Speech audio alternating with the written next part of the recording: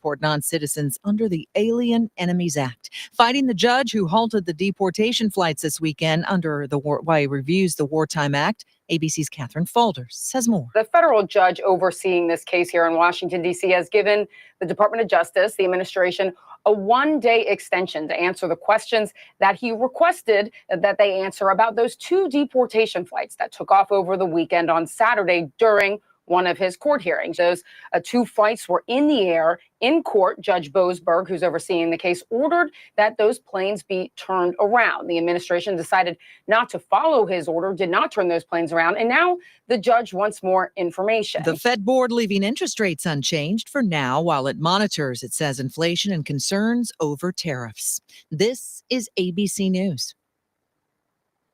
In California today, a midday stabbing spree. It's now under investigation. Police in the central California town of Atwater say a man randomly stabbed 4 victims with what's called a sickle or a reaping hook, an agricultural tool with a curved blade on it. The man allegedly walked up to a bus stop and randomly stabbed 3 victims and then went to a warehouse next door and stabbed a 4th victim. All of the victims are alive, but they were airlifted out. After a short chase, the attacker was arrested. None of the victims were apparently connected to the man. A motive is unclear. Alex Stone, ABC News. The man police say last saw missing University of Pittsburgh student Sudiksha Kanaki in the Dominican Republic has been allowed to leave the island. It comes after 22-year-old Joshua Reeby pleaded with a judge to allow him to return to the U.S. Both were there on spring break. He told authorities he last saw her when a huge wave swept over them. Michelle Franzen, ABC News. If you're living with dry age-related macular degeneration or dry AMD, you may be at risk for developing geographic atrophy or GA. GA can be unpredictable and progress rapidly, leading to irreversible vision loss. Now there's something you can do to slow it down and get it going slower. Izervay is proven to slow GA progression. Izervay gets GA going slower. Izervay or avacincaptad pagel is a prescription eye injection used to treat GA. Don't take it if you have an infection or active swelling in or around your eye. Izervay can cause eye infection, retinal detachment, or increased risk of wet AMD. Izervay may temporarily increase eye pressure. Your vision may be impaired after an eye injection or exam. Don't delay. Ask your doctor about Izervay today. Izervay gets GA going slower. Visit Izervay.com. That's IZERVAY.com. The views and opinions of the following show do not reflect those of WSMN, its owners, and/or associates. Welcome to the Common Sense Conservatives, a political discussion group about current events and other government-related matters every Wednesday evening from 7 to 8 p.m. Right here on WSMN 1590 AM, WSMN 95.3 FM, and streaming live on wsmn.live. Making sense of the inverted reality we are subject to every day, the Common Sense Conservatives are here to help bring you back to reality. Now, your hosts, Chris Wyatt, Todd McKinley, and John Glovender. Hello, everyone, and welcome to the Common Sense Conservatives right here, WSMN. It looks like we have a full house, minus a guest. We were going to have a guest tonight, but he could not make it due to the flu. That seems to be going around, so I hope everybody's taking proper precautions. But I'm not going to go full liberal on you and tell you all about masks and nose swabs and all sorts of other nonsense. But we'll go around the horn here and give people a chance to say hi. Todd, have you been able to mark yourself safe from missing your security detail? Yes, I'm safe. I secured myself. I'm my own security detail. And these right here, my 2 fists, whenever I put them in my pockets, they're registered deadly weapons, my friends. Watch out. All registered and everything, huh? Everything, yeah. I registered them. Bare arms, right? Ready to go. Bare arms. Is that officer left fist and officer right fist? There you go. Ready to go. All right. So how things going out there in Tennessee? Everything going okay? Marsha Blackburn treating you well? Oh, I believe she may be looking to run for governor this next term. It's going to be an open seat. Our governor's term limited to 2 terms, and our current governor, Governor Lee, is no longer eligible to run for re-election. Not that he would win re-election, but I think she's going to run for it. We'll see. So she's been making the rounds across the state, but we're going to see how that plays out. Awesome. So, Chris, man, you how's your security detail? They're holding up okay? All 18 of them or 19, 20? What do you got? Well, you stole my thunder. I was going to tell you I had a flight inbound came through Atlanta to Harrisburg earlier in the day. I was asked to pick up 18 people and bring them to my house. I have no idea what they're doing here. They claim to be from the Secret Service, and they've been relieved from the Hunter Biden detail and assigned to the future South Africa ambassador. So that's all I know. That's all I know. yet he's not received a call to become the ambassador yet, though. Maybe Well, they're just telling you something. I could be like Joel Pollak and just tell everybody I'm the next ambassador, and then the media say that all day long. and he just makes it so, right? Because they keep reporting on it. They're like, exactly. It's a fade and complete. Listen, we always hear at the beginning of the show that the views and opinions of the host of the show have nothing to do with the radio station. Seriously, I'm out of here, man. Wait, nobody's backing us up. Nobody's got our back. I was thanked earlier for being honest here on Common Sense Conservatives. Good to have some honest voices and real radio. And hey, we may not be the most professional performers out here, but we're true. We're true grit. We're true. We're real Hey, come on. No feet on the ottoman, please. You guys can stay in the house. Get the holster off. Secret Service, you guys. You're gonna rip my couch material. Take the holster off. Sorry, guys. I got distracted. And for a second there, I thought that was your show crew behind the scenes getting all your paperwork together for you. Now, I do have a funny question, though. Think about it. Let's say you were assigned a security detail. Think about how young they would actually be. You know, these people were probably not even in diapers whenever you were joining the military. You know what I'm saying? Like, that would be everybody in the Army pretty much right now, right? I look at command sergeants, majors, and I look at colonels and some general officers, and I'm like, especially some of these general officers, and I'm like, wow, we're the same age. It's like, how did I get old, or did you get old? What happened here? It's wild because the general officers, you thought, or especially colonels, you thought, man, those guys are old. And it's like, some of them were in their just, high 30s, maybe 40s. And it's like, they weren't really that old. They just kind of looked at it to a 20-year-old. You know what I mean? Well, I mean, lieutenant colonels, you think of them as old. I remember when I was enlisted, my lieutenant colonel's only like 35, 36 years old. Yeah. Oh, yeah. All right. That's a little bit behind me in the rearview mirror at this stage. Oh, yeah, absolutely. Now you look at those lieutenant colonels, you're like, man, to be young again. Hey, you're young at heart. That's what matters. There you go. Good deal. There ain't no such thing as old age. It's just a state of mind. Come on.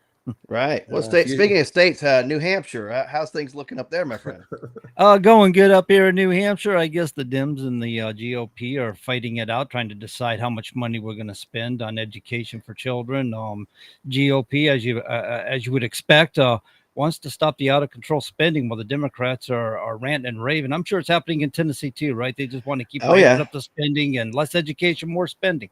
Yep. Well, that's the whole thing. It's like, if we're spending money, somehow that's doing something. It's like you put a big price tag on it. People are like astonished by the price tag, and they think, wow, that money's going to do a lot of good, because people think in their own lives, if I had that amount of money, what good I could do with it. But look at all the tragic, lottery stories that you hear. Could you do a better job? I mean, certainly do a better job than government. Get the money out of government's hands for sure. But just because you put a high number next to it doesn't mean it's going to be a good program. Exactly. There's an old saying, you get what you pay for. Well, right. When government's involved, you don't get near what you're paying for. Oh, no. Of course, quite a few other people are getting what you're paying for as well. The under the table money, the old trope with the brown envelope, somebody puts it inside your coat or in a newspaper and hands it to you, that actually goes on, but it goes on in different ways than just out in front, with somebody handing you a brown envelope. But it does go on in Washington for sure. They tend to put out grant money, and that grant money funnels back to them, or some of it, percentage of it. Yeah. It's just another example of the tragedy of the commons. If you have skin in the game, you get a different result. If you don't have skin in the game, well, then you use other people's money. And that's what happens here. Just like people living in public housing, they don't know the places. They run it down. They treat it like crap. They don't take care of it.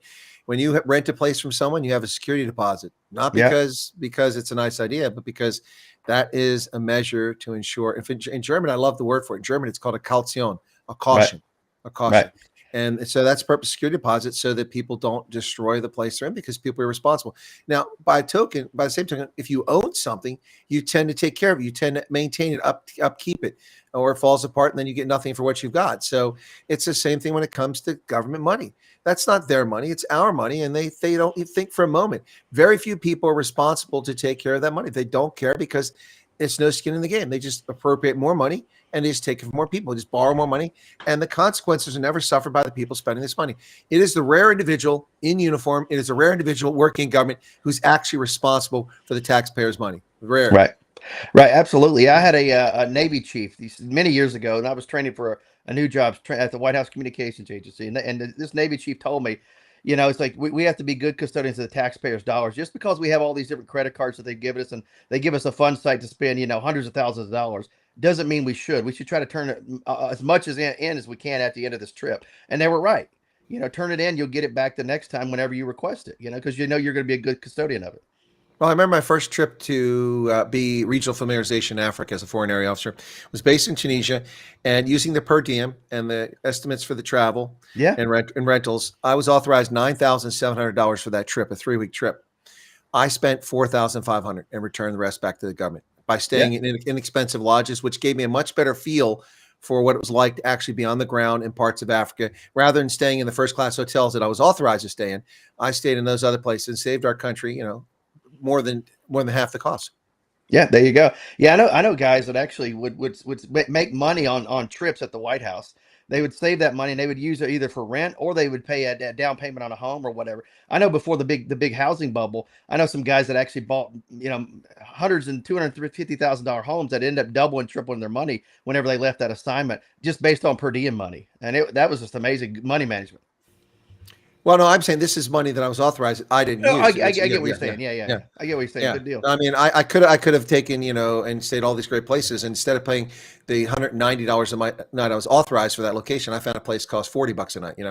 Good deal. Yeah, smart. Holden says here, why wasn't the Secret Service told to just go ahead and arrest Hunter Biden, save some time? Well, the Secret Service is there to protect him, not to investigate him or arrest him. That's not the role of the Secret U.S. Service. Marshals. Whenever they're providing protection, that'd be the FBI, U.S. Marshals, somebody like that, not the Secret Service. Their job may be to deliver you somewhere safely, like they did Trump, for example, to be booked or whatever the case may be. But he is a protectee for, I think he may be only have 6 months. I'm saying by law before he had it removed, he would only have 6 months anyway because he's over 18. But that's by discretion. It doesn't have to be extended. Yeah, that's true. That's true. Yeah. Like vice presidents usually get 6 months. Sometimes they get an extension for 6 months, so they keep it for a year. Former presidents is for life. Former first ladies is for life unless they divorce. Yeah, they but also you have to have a crime to arrest for, right? With the pardon still lingering, and the fact that he wasn't doing anything illegal by being there because the judge already extended his time for giving the deposition. Actually, John, the state of California and I believe New York are negligent.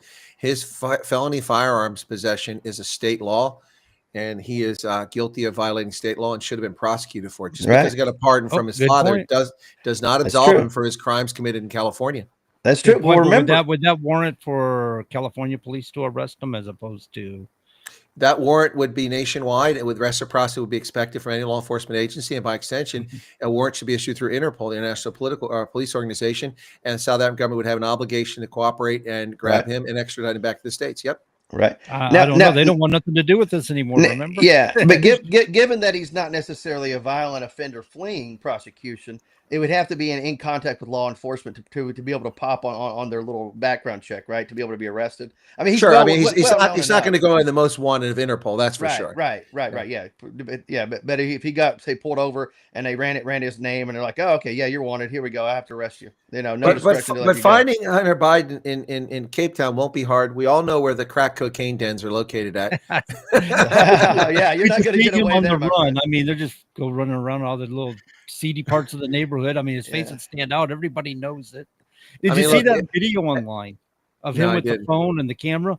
And he's got the camera in his face, right? He's playing a live video. He's got the camera in his face. It almost looks like he looks paranoid. Like, where's my detail? Where am I at? And he's walking backwards and stuff. Almost like if I get hit, it's going to come from behind me, and I'm going to make sure they're in video. Well, I mean, look, that paranoid is just a look that people hooked on crack cocaine have all the time. They anyway, do. Right. So, I mean, so you wouldn't necessarily know the difference there. But listen, it wouldn't be hard to find him. I mean, every cop's got a snitch. We just get a hold of our drug snitch and find out where he's at buying his coke at. No, it's embarrassing. I'll tell you what, poor South Africa guys. I mean, I know you pay a little bit of attention to it, but imagine this. every turn, every chance they get, they're pissing off Donald Trump by insulting him, calling him the leader of a global white supremacist movement and America racist. This time they didn't do anything. South Africa didn't do anything, and they catch Trump. They catch him, and he says, "Mr. President, Hunter Biden's in Cape Town with an 18-member Secret Service detail. Are you going to pull his detail?" And he goes, "Where's he at?" "In South Africa." "Well, you know, South Africa's on a watch list." Whoa, where did that come from? They didn't do anything, and they're on the naughty list for Christmas. Boy, Santa's going to give them coal. My goodness, that's not good. That's not good. So South Africa didn't do anything wrong this time, and they still got the doghouse. I love it. Where are they? Yeah, they're on a watch list. Get them out of there. When it rains, it pours. I'll tell you what, man. Oh, tough That is break too for funny. South Africa. Yeah. There you have But it. it's funny. It reminds me of the, people bring up South Africa. It reminds me of Lethal Weapon. I forget which one. It's Whenever number two. Yeah, diplomatic community. And it's like, it doesn't work that way. You don't get to murder people in front of the police and say diplomatic community. Yeah, well, apparently you get to drop containers on people and freight ships too. Yeah, I love that. I love it. It's so funny. Yeah, this is how we're going to take care of you. We're going to drop containers on you. Diplomatic community. I love it. That was South messed up. Africans. Yeah, back in the day. That's one of the best lines ever. Joe Pesci, and the other one that comes, he says he wants to get him to, hey, my friend wants to immigrate to South Africa. Bring your friend in. We'll talk to him. He comes in. This is my friend. The guy's like, what? Black guy. He's, I want to immigrate to South Africa, but you're black. Yeah, right. Yeah, Leo Getz. Yeah, whatever you want. Leo Getz. Get it? Leo Getz. Leo Getz. I love that. Well, I like the one that comes after character. with was it Chris Tucker when Chris he's Rock. fighting? Yeah, Chris Rock. Chris Rock, not Chris Tucker. Chris Rock, and he's like, there's Jim Pesci's like, screwing you with the cell phones. They're screwing you with the cell phones. Yeah, they screw you in the drive-through. They screw you in the drive-through. You never get the fries. You never get the ketchup. I love it. Tell me to drive on. Yeah, one of the great characters ever in the movies.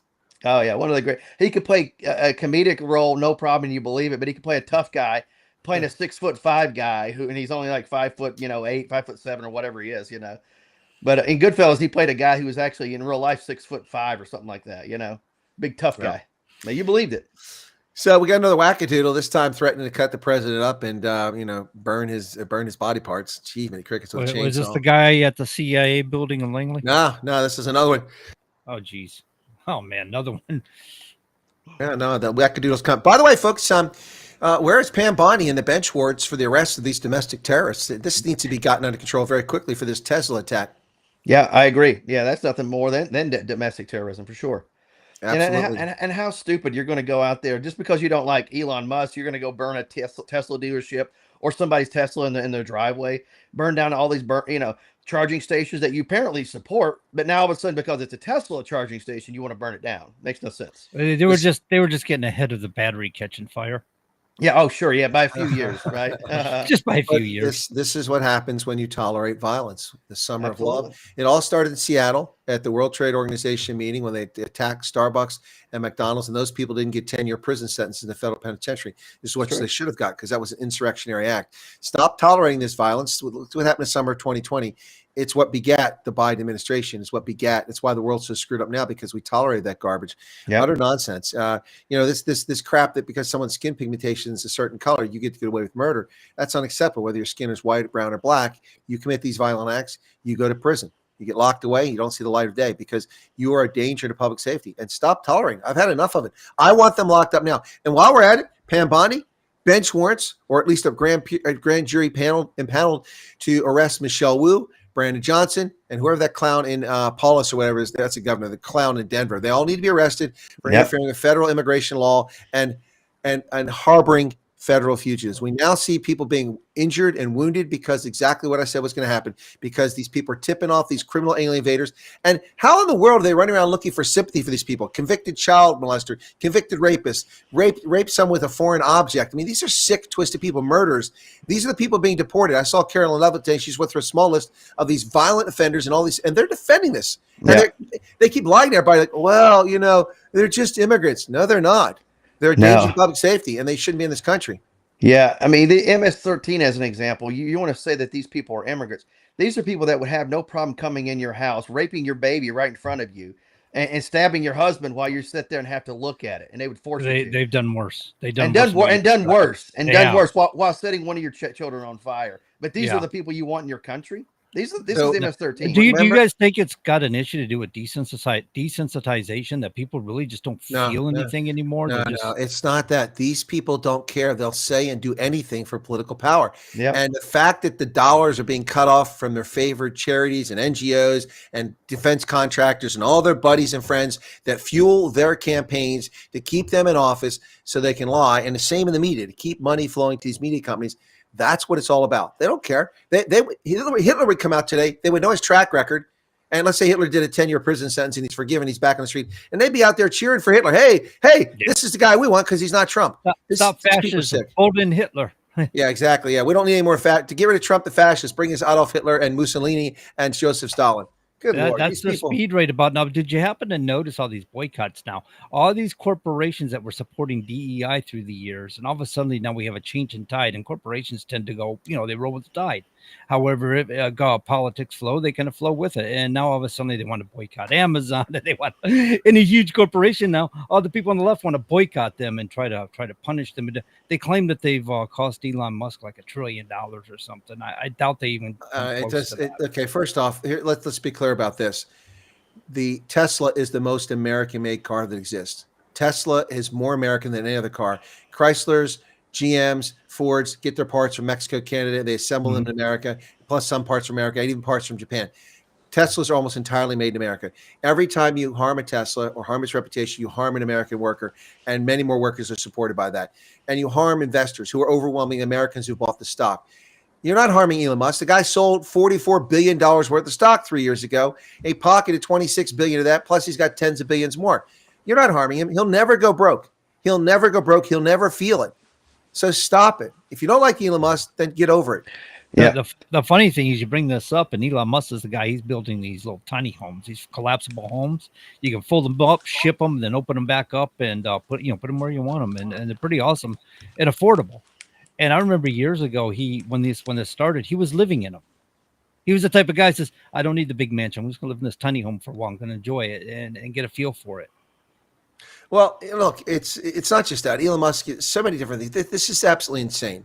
These people are just brain dead ignoramuses who need to be locked up. And quite frankly, all these celebrities, fine, move to Canada, move to Ireland, move to England. They're all fascist states at this point. Anyway, I hope you enjoy yourself there. You want to talk about free speech? You got more free speech here than you ever have there. The fact that we're actually hearing from you proves you got free speech. By the way, Who's got the Darth Vader mask on? Has somebody got asthma tonight? I hear some heavy breathing. Is that you, John? I didn't think I was. Yeah, I hear some. I hear some interference. It's not anybody we're doing here. It sounded like, Yeah. Luke, I am your father. Oh, that would not be me. I was not doing that. Well, nobody's saying that. I know. I'm just saying. You said, "Is that you, John?" I'm not. No, that was definitely not me. I'm not hearing what you're hearing. Oh, well, it's stopped now that I pointed it out. Okay, whoever's listening in the channel from NSA, you got to do a better job of mic control. Yeah, exactly. Whisper mode, black helicopters. Hang on. I haven't heard the clicking noises usually get associated with that. Have they stopped doing that now? I think Todd's guilty of the clicking sounds on his keyboard. We'll call him out. There's no clicking tonight, Todd. No. Anyway, I'm talking about when you activate the echelon program, you say the three words. Echelon. Trip that you've heard of this, right? The echelon program. Where you say, if you're on the phone and you happen to say 3 words, like say you mentioned the president, you start talking about explosives, then you throw another one in there about something. Gotcha. And they might not really be related, but the fact that you use those 3 trigger words, so now it's supposed to be like AI technology, listen to your phone call, and when you do this, then it reroutes you to a human listener where they listen to assess your conversation to make a determination if you're a threat or just a moron having a conversation. Well, I'm still kind of hung up on the whole pentaveret. They meet fortnightly in the Meadows. The Gettys, the Rothschilds, and Colonel Sanders before he went teats up. Wow. Now, I heard an echo there. See, yeah, NSA. I heard that one too. Yeah. It could be this internet thing. Could be. It must be the NSA. Like they got a spy on us, right? I mean, we're doing a public broadcast. Yeah, who knows? You never know what's going on here. So, but anyway, listen, this stuff's crazy, guys. I mean, this is domestic terrorism. I've been saying that for days. I'm glad to see the Attorney General finally said it's domestic terrorism. It's about time. And these people need to be prosecuted as terrorists. Let's get to it. And then the ones who doxed all the Tesla owners, those people have committed federal crimes. I hope they spend 30 years in a federal penitentiary. Yeah. And then now we got these people swatting conservatives. That's been going on forever. Yeah. Yeah, well, yeah, Marjorie Taylor Greene years ago was getting swatted during the Biden administration, but Tim now all of a Pool. sudden any of these influencers are on X or No, wherever. that's been going on for a long time too. Tim Pool. It happened so often, people began to wonder if he was doing it to himself. But Tim Pool's studio got swatted. Not Charlie Kirk, the other guy, the one I can't think of his name, but so many of these guys have been getting swatted for a long time. So that's why when people talk about stuff, like, you guys just understand, there's a reason why people who have common sense don't, when they do content creation, don't share where they live or what they're gainfully employed in, whether they're married or they're not married, divorced, if they got kids or not. It's just not wise, because there are crazy people out there who don't care what harm they do to other people. Yeah, absolutely. Kind of weird how people can unconscionably do things. Yeah, unconscionably, with no conscience. They're just psychotic. I mean, it's just absolutely ridiculous. Yeah, by the way, there's a fantastic video. I don't know if you guys saw this, by some dude called Kaizen Ashadu. Asido. I'm not sure who he is, but he put this on Twitter, and it was a whole about 3.5 minutes talking about how, because Conor McGregor was being attacked for being a racist because he was at the White House in the press conference with Carolyn Levitt. And he said that, we need someone to pay attention to Ireland because the whole country is being overrun with these illegal aliens who are, overwhelming the towns, and they called him a racist because of that. Well, Ireland is now 25% foreign born, and they're not Poles. They're from the rest of the world. They want to defend their culture. They want to have an Irish culture. And this guy's like, hey, they should have a right to have an Irish culture. Otherwise, Ireland just becomes a theme park that you visit. Spot on. Oh, absolutely. Yeah. It's people that visit and they talk about, how Irish they are by going to a pub or something like that. That's kind of what it's going to be like. It's just going to be one big Irish pub and pub crawl. Yeah, no, I got you 100%. So did you guys see what Chuck Schumer was saying? Did they kind of do that to themselves? I mean, they let all these people into their country. They just open the borders and let them in there. I mean, or are these people invading kind of like, our southern border? Well, Ireland's a little bit of a different story. They're actually flying them in there. It's not like they're swimming over. They get across to England or UK pretty easy, but to Ireland, they just fly in, and they're just letting these people in, which is ironic. I remember when I went to Ireland years ago, and I was at a conference and I had a few days of leave. And so I took my leave and I flew into Ireland, and you have to travel in the same passport. So I was stationed in Africa with a diplomatic passport. Okay. And the reason you have to travel in the same passport is you can't enter on a different passport when you go back. It's the same one you left on. And I was there on a diplomatic purpose, so I have to do it. So I left there, and en route, I went to Germany. Germans had no problem seeing my diplomatic passport. I flew to Ireland on my leave, and I spent 25 minutes being harassed by the major who worked for the Irish Immigration Services. What are you doing here? Well, I'm on holiday. Why? It's none of your business. I mean, I didn't say that, but I mean, he's like, well, what about this? What about why are you a diplomat? You're not a diplomat in Ireland. I said, I never claimed to be a diplomat in Ireland. Well, you can't use this passport. Well, of course I can use a passport. I have to. If I use a different passport, I can't enter the country I left. Then it's immigration fraud. Yeah, but you're not on a diplomatic mission here. I said, no, I'm on holiday. Every country I go to, you have a responsibility to expedite my travel. You're actually not expediting. You're delaying me now. And as a consequence, I missed the bus. I had to wait 2 hours for the next bus. Yeah, wow. Yep. Yeah, I love when people sit there and want to sit there and argue with you, and then all of a sudden you end up winning, but it messes you over in some way. It inconveniences you that little bit. You miss the flight, you miss the bus, whatever. But you're going to get through no matter what. But they just have to be the person who lets you know that they're going to contest you. You're not going to let just this American through. I'm gonna be that guy today. Well, eventually he got around and saying, do you have any identification on it? I'm thinking, I've never been to border control anywhere in the world, including Africa and the Middle East, where someone asks for a second form of ID. You have my passport. You confirm that it's legitimate by checking the biometrics on it through the computer. You need another form of ID. So I pulled out my military ID. He goes, oh, you're in the military? Why didn't you say so? Because I'm not here on a military purpose. He's like, why do you have a military ID card? I'm required to carry it at all times. I'm in the Army. I'm like, shut up. Dude, don't you have a life? Go watch Jeopardy. Apparently they didn't educate him very well. No, he was just being a jerk because he was Irish and I'm American. And some of the liberal, annoying Irishman, just like that Canadian when I was in Estonia. I met this guy on the ferry going over to one of the islands, Himu and Sarme, the big islands off the coast. And I had a rental car. Well, he was hitchhiking. He's a Canadian. So we're standing on the deck of the boat as we're approaching. We start chatting, have a nice conversation. And I said, hey, you don't want a lift? He goes, yeah, sure, thanks. So I gave him a ride. We get in the car and he starts going on and complaining about George Bush and the war and illegal war. I'm like, dude, get out. Get out. Yeah, I'm giving you a ride. You know, I know who you are, and because you're Canadian, you're a fellow North American, you want to sit here and preach to me about something you know nothing about. I'm like, oh, just shut up. Yes, people. You know, Like you talk to George Bush every night or something, you know. Exactly. Like George, but like Juicy Trudeau is his fault. No, you Right, didn't pick the yeah. guy. I'll let him know the next time we chat on the phone. Sure. Yeah, exactly. Yeah, I'll get right on that. Thank you. You're right. We're wrong. I'll tell you what. Tomorrow we'll withdraw from Iraq and quit spending money there. That's fine. Thank you. So glad you informed me of that. We didn't know what was going on in Iraq. Yeah, Thank God. Thank he God for solved it. this annoying Canadian in Estonia. It sounded to me like you were having a conversation on TikTok long before there was TikTok. Yeah, there you go. That's right. It was long before there was TikTok. That's what it was. Yeah, no, it was TikTok conversation just out of thin air. Anyway, look, there's stupid people should wear signs. Bill Engvall got it right. If they wear signs, you won't ask them questions. Hey, so I was curious about where you're from again. Oh, I'm sorry. Never mind. I didn't see your sign. Oh, man. Yikes. Anyway, yeah. So what else we got here, guys? I mean, oh yeah, Trump has paused $175 million in federal funds for the University of Pennsylvania over transgender athletes.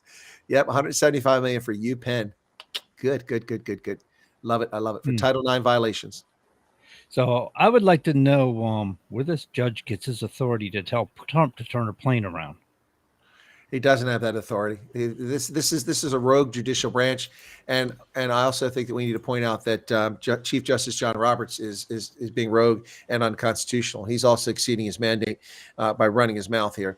It's perfectly within the purview of political officers and members of Congress to call for the impeachment of a federal judge. Who else is supposed to do it? Is it up to the mob with tar and feathers? Oh, let's impeach Ketanji Brown Jackson or Jackson Brown or Jackson 5 or Tito and Jermaine, whatever her name is. Let's impeach her. It's not for people with tar and feathers. That's for members of Congress or for the president to call for that impeachment. So John Roberts is out in front of his skis. He really is. And so are these judges. They are exceeding their judicial authority. Now, they're trying to cloak it. This latest one got smart. He said, well, what they're doing is unconstitutional. Finally, someone referenced the Constitution. Usually they want to reference case law, which has no bearing on this. This is ridiculous. These justices are out of control. These courts are out of control. Trump is complying with all these ridiculous things in his first administration and waited till they were overturned, which almost everything was always overturned. There's no time for that stuff now. These people aren't following the Constitution. It doesn't take a rocket science to read the Constitution to understand precedent. I know Marbury versus Madison. I know McCulloch versus Maryland. I know Plessy versus Ferguson. I know Brown versus Board of Education. Don't have to be a constitutional scholar to know that those decisions are in accord or not in accord with the Constitution. Bottom line. That's basically what it's about. No, they're trying to trap him. They want to try to trap him, get him into a circumstance where they can impeach him. That's exactly what they want to do. No, they can't do it this 2 years, but the next 2 years, if they can overturn the House. But John, they don't need anything. Again, an impeachment is a political trial. You can just say we don't like the tie the president wears. We're going to impeach him. They essentially did that already. No, they didn't have anything before. They impeached him over stopping arms sales to Ukraine. He didn't stop arms sales to Ukraine. It's a lie. The weapons were delivered. The contracts were completed by the end of the fiscal year. They lied and got away with it. They tried to impeach him over Russia collusion. There was no Russia collusion. It was bought and paid for garbage. They don't need anything. They just make it all up. And by the way, what's the most consequential thing that's happened the past week? Donald Trump has said that the AutoPen has negated and invalidated the fake pardons.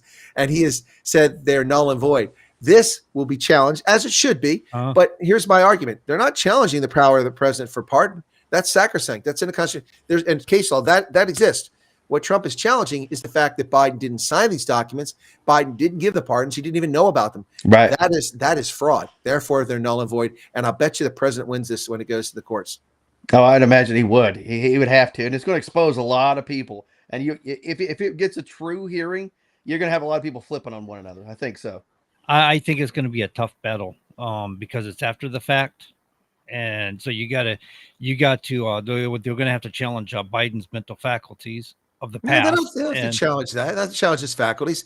He wasn't present. He wasn't present. There or authorized the signing of the pardons. You're going to have some serious witnesses come forth. Well, the rats will run from a sinking ship. You just wait. It's already happening. Look at all the rats in business and banking and Hollywood have come and kissed the ring for Trump. They all will. They all want to make money. They all want their fame. They want to write their books. They don't want to go to jail. They will give it up. They will give up. Trust me. It's not. Look, this is not earth-shattering, but it's certainly groundbreaking what Trump is doing here, and he's right to do it. These are bogus. First off, preemptive. That's nonsense too. I pardon you for any crimes you might have committed in the last 10 years. What is that crap? That's nonsense. Well, Biden, or the Bidens period don't have any more political capital at all. So for people to roll on them, it's not going to be a problem for them to do that, especially to save their own lives and or livelihood, if you will, their own jobs. They're going to have no problem rolling. It's I not just think that's Biden. what'll happen. Who was behind this? I mean, Oh, was sure. Obama behind this? Was Hillary behind this? I mean, there's They'll that roll on somebody. player.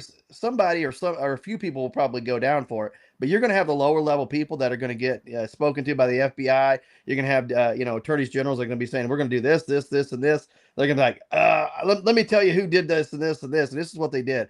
Joe Biden had nothing to do with it. He had no clue. It was these people, and they're going to name all people. They're going to write them down, and they're going to say, "All right, we're going to give you a deal. We're not going to charge you with anything if you'll testify." They're going to sign it. They're going to walk out the door, and they'll testify for sure. And by the way, Biden didn't pardon himself for his classified document theft, did he? That's I don't true. recall that. That's So right. there you go. If they won't give it up, we'll go after Biden. Make him give it up. Yep. Go after him for sure. All it takes is a statement from Biden saying, "I did not sign that, did not authorize that." What's an What's an auto pen? Is that like an auto injector? Oh, what's an auto pen? Hey, fella, should I fight you? Oh, we'll go outside after the gym after recess. We'll fight. Yeah, Joe Biden style. An auto pen? Did you leave my pen in my Corvette? Yeah. I got a Corvette. Yeah, I drive it. It's a cool car. Yeah, auto pen that thing. All right, what's up, John? We do have a caller. Perfect. Our usual suspect is wanting to chime in a little bit about some of the stuff we were talking about. And yeah, I think usual suspect. Give me the thumbs up. That's our usual suspect. Yeah. Yeah. So the usual suspect is a term of endearment, though, right? Oh yeah, of course. Right. Of course. I wouldn't talk trash about Danny. Hey, Danny, how you doing, buddy? Good. How are you guys? Good. So, Chris heard you on I think it was a Wilkow show. Other broadcasting shows. What's that, Chris? I think it was on the Wilkow show. The Wilkow show? Oh, okay. Yeah, I call into a lot of shows, sometimes up to 33 shows a week. So I do get around the country. I do even call into Tennessee, and Todd, I forget his last name. Out of Nashville, I think. Todd Stern show in Tennessee. Yeah, out of Nashville, I think. Yeah. Yeah, call into some shows in South Carolina and North Carolina. Yeah, so pretty much all over the place. Maryland. Yeah, so we try to get around, hit the smaller network, hit them high and low. That's what I say. There you go, man. So you're a nationwide show crasher. That's what I'm hearing. Well, I shouldn't verbalize it that way. Just keep adding. But yeah, I wanted to chime in on the judges because first of all, I mean, I know you guys know this, that the judges take an oath to uphold the Constitution and not the political party. They're supposed to rule on the constitutional law. But you got 4 judges that slapped an injunction on President Trump on birthright citizenship. Now, 3 people, a lot of these networks are saying, oh, the liberal judges, 3 of them are. The Massachusetts one, the Maryland one, the Washington one, but in New Hampshire, it's a Bush judge. George Bush put him in 2007. Okay, his name is Joseph LaPlante. Okay, and this guy, during the primary, okay, first of all, the dirty RNC, I talked about this, left the primary open, and then dirty Secretary of State in New Hampshire, and some of the other states did this as well. They extended the cutoff date of when you could switch party from the first Wednesday in June. They extended extra 4 months to the first Wednesday in October. Okay, that you can't move the goalpost here on the rules and the laws of an election. So this is the guy my friends took this to court, and he heard the case, and he said he told us we didn't have precedent. We didn't show we didn't have a standing. He did, we had no standing. We couldn't establish a precedent. Well, how about you guys? This is kind of the stuff that they do. Joseph McCarthy talked about this, how even President Eisenhower, how that all the communists infiltrated all branches of the government. Okay. Now, if you look, okay, on top of this, okay, when you're looking at this Obama judge, okay, that was put in 2011, this what's his name,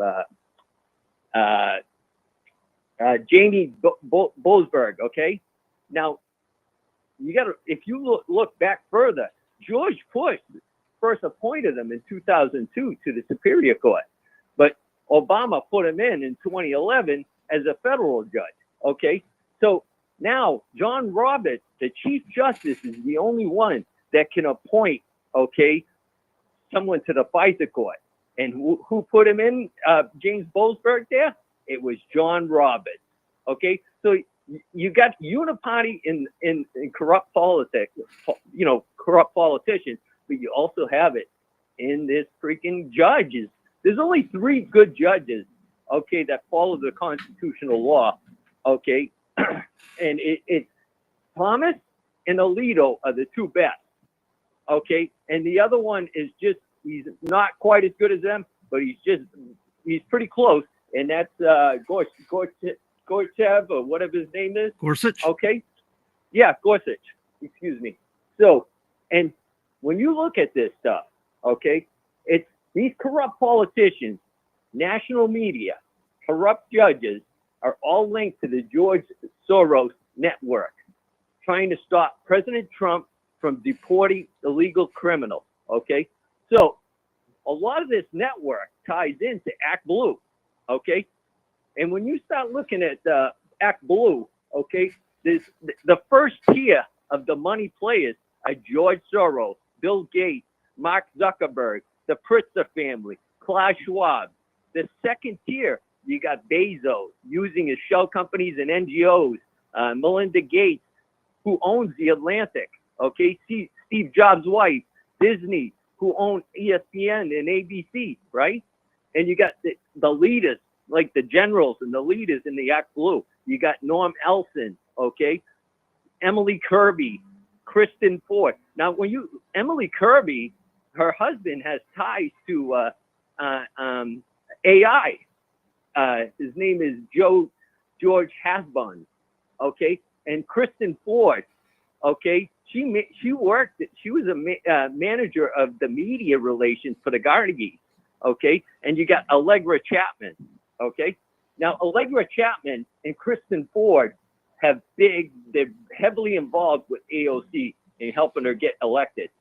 You got David Axelrod, who's heavily involved in that. This is also, you got the key player, okay, down at the bottom of this, okay, who has ties to the Flower Group, okay.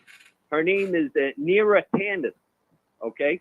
Now, when you talk about the Flower Group, okay, David Axelrod was involved in both of this stuff, okay. Who is the political strategist and senior advisor for Obama, right? Who he was director of the University of Chicago, okay. He was the writer for Chicago Tribune, okay. On top of it, he was also an advisor to the McCain Institute of Global Leaders. So you see how they're tied in together. Now, he also did speaking engagements in 2021 with Ari Fleischer. So these people overlap each other. So it's just real crazy.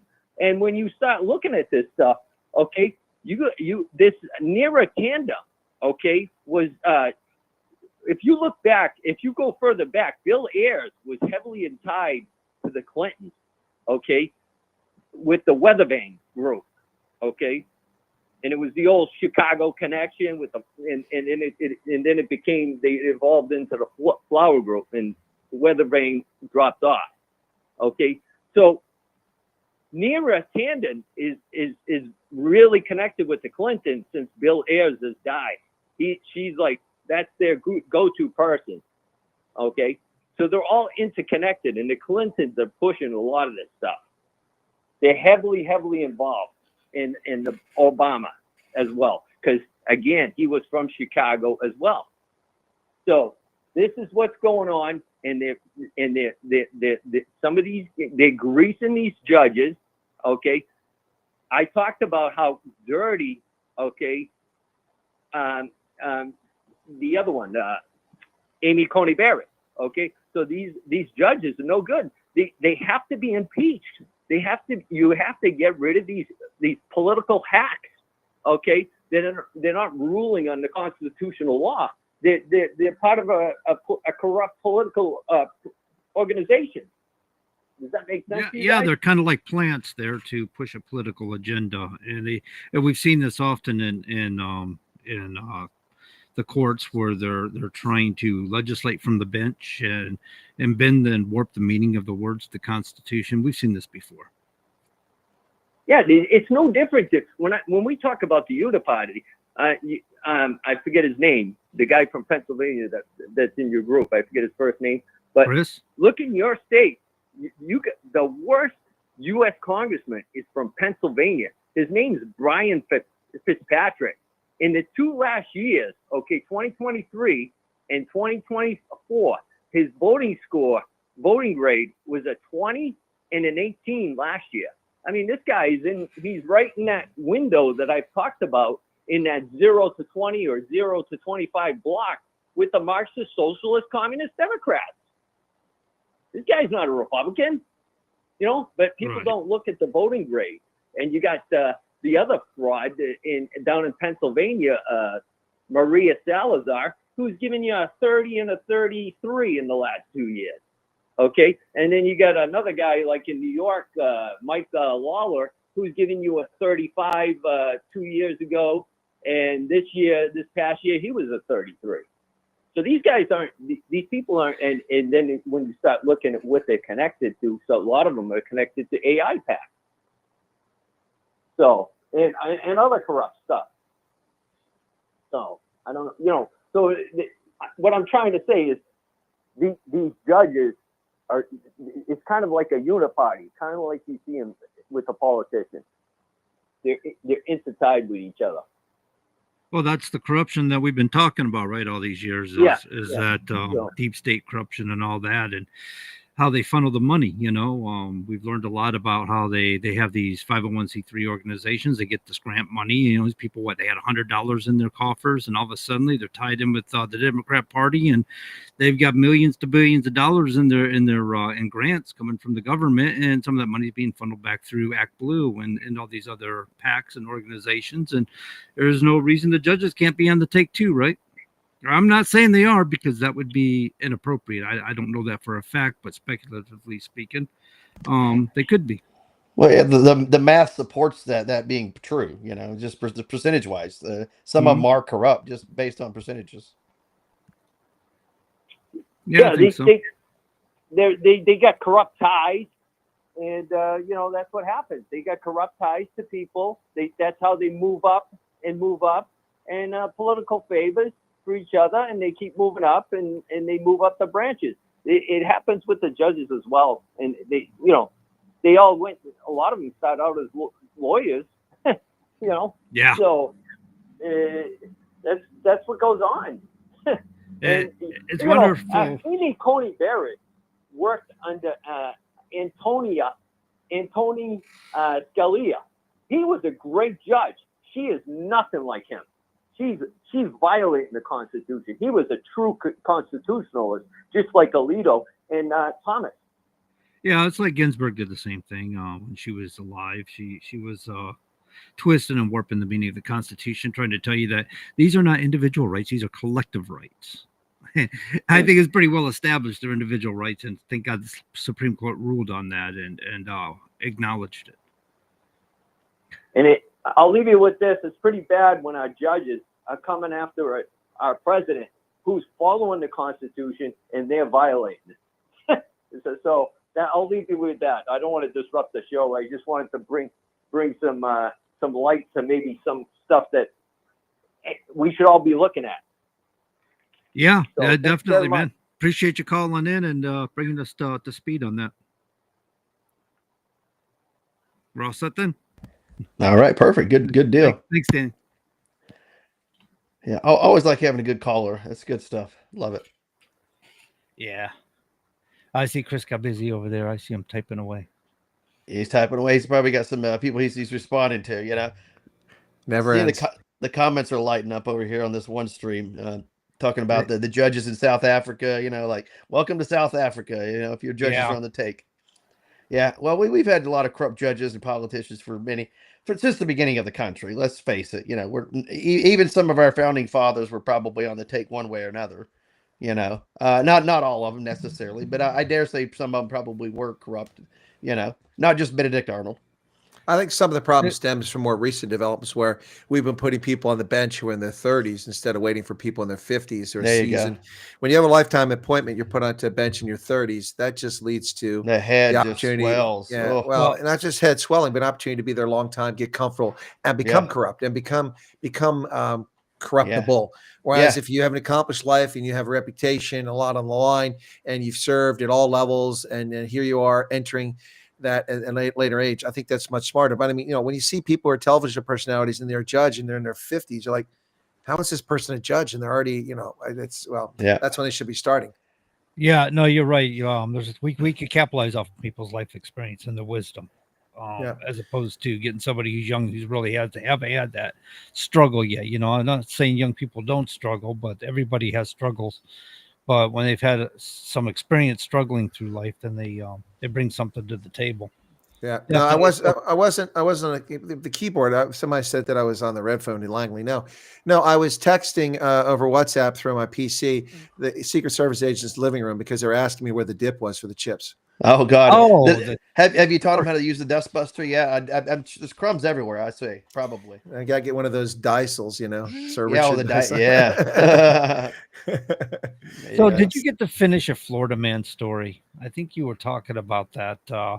I just came across that article. Apparently, it was a Florida man who threatened to cut up Trump and put him in acid and fight him naked. Oh no, I just mentioned. I mean, you go ahead if you're onto that story. Feel free to share that. It's crazy. Oh, I remember you were saying something about the title here is Florida man arrested after threats to cut Trump up with a chainsaw. Fight me naked to death. Fight me naked. That's like the ultimate fighting championship right there, right? Strength against strength. 42-year-old Kendall Aaron Todd. Why do they always give all three names when it's a killer or a psychotic? Yeah. Kendall Aaron Todd. Psychos. John Wayne Gacy. Come on, man. It's always all three of them. Except Ted Bundy. We never got Ted Bundy's middle name. What's up with that? Well, what about Hinckley? Did we get John Hinckley? Did we get a middle name there? Or? I don't know. You're right. Maybe there's a couple exceptions I didn't think about. Yeah, but 42-year-old Kendall Aaron Todd was reported issued regarding this threat to the president that led the St. Lucie County Sheriff's Office to execute a search warrant, leading to his arrest and a charge of written threat to kill or do bodily harm. Because of Trump, every single person in the world is cursed. Donald Trump is the Antichrist. These person-made businesses, which have heard so many different reincarnated Jesus. Oh my goodness! Well, I heard they were going to use P. Diddy baby oil. I thought they were going to use that they have left over from evidence lockers. Oh my goodness! Now that we're going to save all the baby oil for all those people who are burning Teslas. Yeah, right. Yeah, hey, you go rub this all over your body and go up there naked and light it on fire. No. They're going to want the baby oil in their prison cells. Put the baby oil on. Rub yourself with baby oil and grab each end electrode of the battery, right? Yeah, I feel alive. That'll okay. Somebody said here John Hinckley didn't succeed, so I guess if you succeed, they use your middle name. Okay, maybe I'm. Yeah, no, this nut job didn't succeed in anything but running in his mouth too. But yeah, well, Ted Bundy succeeded, and we don't remember his name, so he's exception, I guess. Yeah, very true. But anyway, so this guy was arrested in Florida. So that's 2 assassination attempts and 1 arrested wackadoodle. Now, if they just go after Nancy Pelosi and get her, we'd be straight. Not assassinated. He didn't say. He said arrested. That's what you were meaning. That's what the colonel was talking about. Get her arrested. Put her in cuffs. Right. Put her in federal protection somewhere. Right. That's what I took it when he said it. Yeah, he didn't say go after. We're dealing with. We have logical minds. The colonel's looking over. He's doing something. He's looking in his files, his card catalog. I'm not sure if he's looking for a book. I'm reading the Kennedy files. They just came. Okay, out. Yeah. I was starting to read the takeaways, but I just don't. I can't get into it. One takeaway in South Africa, they immediately glomped onto this. They found a page that said it was information on the event, and it was addressed to the CIA outstations around the world. And they go, we found a page. It's was it routine? What did they call that? What it was directed to? If they have it here, let me see. They said, yeah, the material was one of the documents was titled field distribution. Dude, that's not the title of the document. That's the distribution of you morons. And it went to these different offices, and they said the subheading was AF division. So I did a video earlier today. And I said, don't tell anybody that I could go to jail for this. But AF, it means Africa division. And I said, but I mean, I wonder what EU means. Euripides European? division? Euripides division? Yeah, right. These people are just such juvenile journalists. It's unbelievable. Junior journalists, it's like they got their easy bake ovens and they want to be journalists. Well, yeah, people run through the a lot of those documents through AI, and they're running stories based on what AI told them about it. They didn't review it themselves. It's like, come on now, you got to review it yourselves. One of the viewers said that the difference with Bundy's was a mass murder, not an assassin. Well, John Wayne Gacy was a mass murderer too, Charles. So I just shot your theory through holes. Yeah, but he also dressed like a clown, So I don't know. Who was the guy that ate people? What was his name? Dahmer. Yeah, Jeffrey Dahmer. Yeah. And Ed Gein too, Plainfield, Wisconsin. Just completely crazy. There's been a few of them. Yep, crazy stuff. Imagine if Charlie Manson had his way and hadn't been caught so quickly, they probably would have taken out a lot more people as wackadoodles. Yeah. Oh yeah. I think it's kind of interesting how they caught Gacy. Here's a guy who was basically hiding the bodies in his house, like in the floors and stuff, or in the walls or something. Yeah. Like that. He made an addition on his house just to hide the bodies, and he's inviting the police over for card games and stuff. Well, the thing that always struck me as odd is that one of the guys that eventually got killed escaped, and the cops were there. And he told him he was trying to kill him and this and the other. And Gacy played it off as if they were gay lovers. Gay lovers in the 70s? I mean, that's the time he used to round up homosexuals and lock them up just for being gay. And and the cops came and he said, no, it's my lover. And the cops didn't think that weird. Yeah, anyway, that one there, I never understood that one. Yeah, or the guy that got away from the cannibal, and like the cops let him go back up to the house, like, oh, he's just high or whatever. It's like, no, I just escaped from this guy's house. Go look, he has people in vats up there. No, go sniff around. Because of a 1970s horror movie, and you're saying this stuff's real. No, it's true.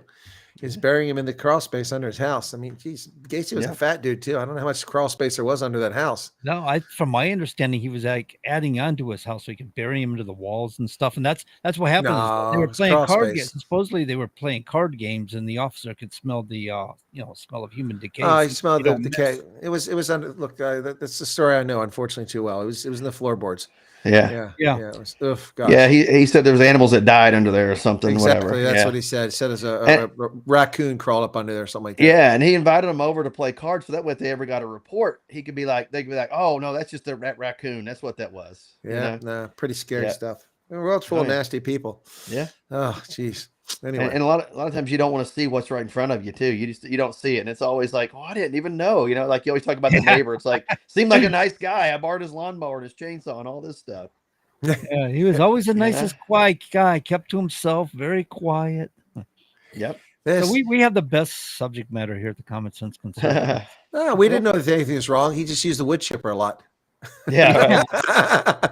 He said it jammed up frequently. We just didn't understand, It's just red dye, red number 2. Oh yeah. Oh, so and so fell in the wood chipper guy. I keep telling everybody keep their distance, and then they fall right into my wood chipper every time. Oh, I'm clumsy. Oh gosh. Well, Bob, we'll be over for cards this Saturday. You be careful though. On a better note, it's there's an article here talking about Gen Z destined to be the richest generation here in about 10 years. 2036, they're estimating about a $70-something trillion economy for Gen Z. Yeah, not because they've earned it, because they're going to inherit all the hard work we did for the past half century. Oh yeah, and we want to leave our kids well off, Chris. We don't, that's the way to be. You always want better things for your children. So when I'm leaving all my money to my hamster. Well, your hamster's going to have a happy but short hamster life. That's true. They don't live very long. I'll get another hamster, and we'll just start a chain of hamsters. Yeah, that's it. This is little Tommy. He's the 35th generation descendant from the inheritance from. Yeah. Oh my goodness. Oh well, you know what? It is time to take a break. We're going to the top of our news, everybody. So we shall be back. Don't go nowhere. Stay tuned.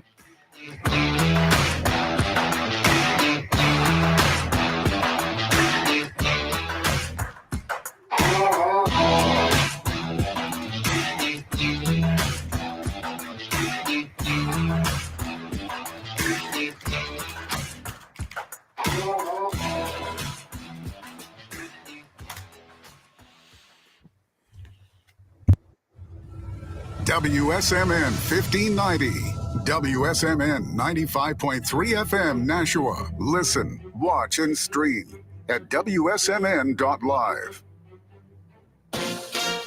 ABC News, I'm Dave Packer. The legal battle escalates over the Trump administration's deportation flights. The judge in the case now demanding more information about 2 flights over the weekend. The Justice Department's appealing a decision by a federal judge to block the Trump administration from deporting suspected Venezuelan gang members under the Alien Enemies Act, which means they can be deported without a hearing. The administration's lawyers say this is within the president's authority to protect the nation. They also maintain that the judge is not entitled to learn more about the men deported. ABC's Brian Clark. President Trump had his first call today with Ukrainian President Zelensky since their blow-up in the Oval Office last month. Zelensky agreed to a limited ceasefire between Kyiv and Moscow.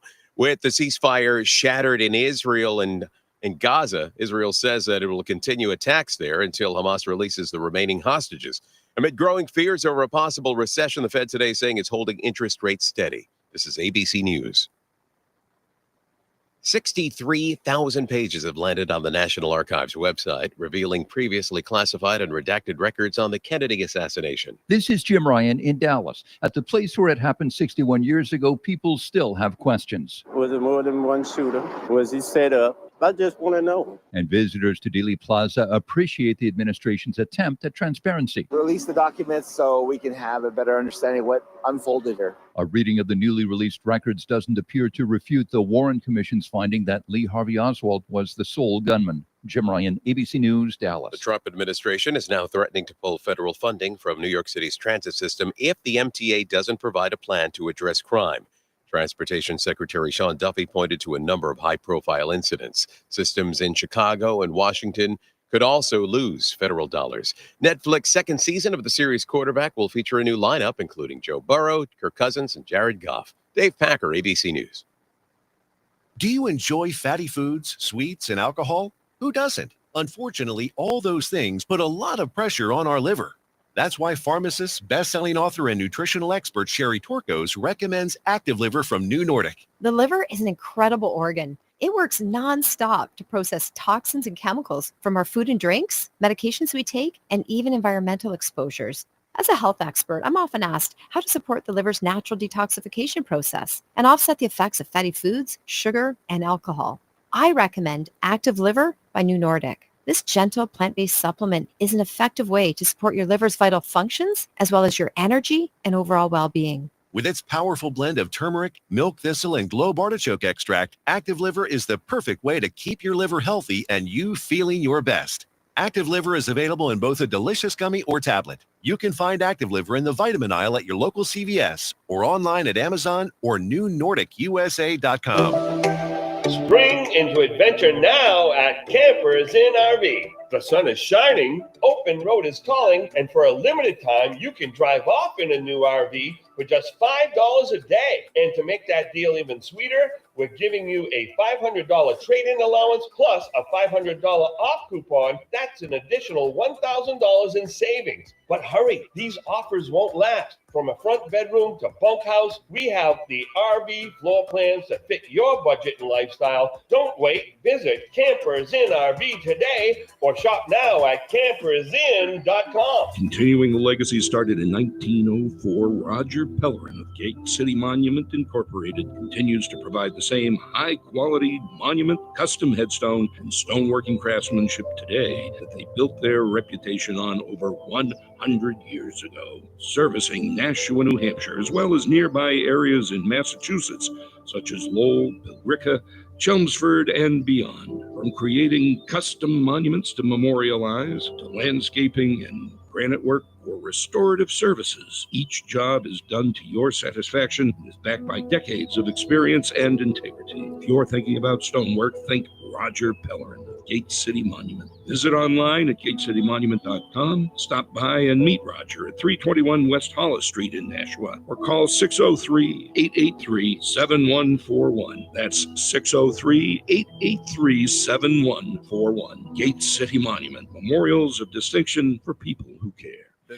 All right, ladies and gentlemen, if you're just tuning in, you're listening to the Common Sense Conservatives right here, WSMN, broadcasting out of downtown Nashua, New Hampshire, where we talk about all sorts of interesting things like the events of John Wayne Gacy, and then we listen to Gacy monuments. But who does the City voiceover? monuments. I don't know, but I want some of that Gate City City monuments.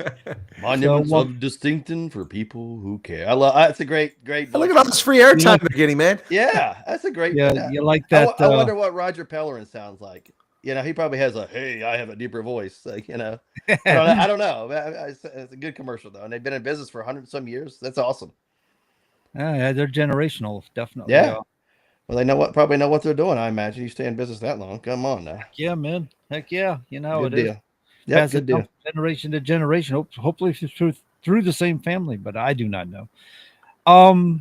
United States Department of Transportation Sean Duffy has been getting some hate mail from the Congress people on the left here because apparently Sean Duffy has fired people in the FAA. He's cutting back, reducing spending. I mean, I wonder if he takes these letters and frames them and hangs them on his wall, and when people come into his office to meet with him, he points up and says, "See that one there? That one made me to laugh the most," because it's kind of like they're not giving the man any credit. Maybe he's doing these cutbacks because you can get more done with less money. It's cut the wasteful spending, cut the nonsense, and some of these studies are incredibly stupid.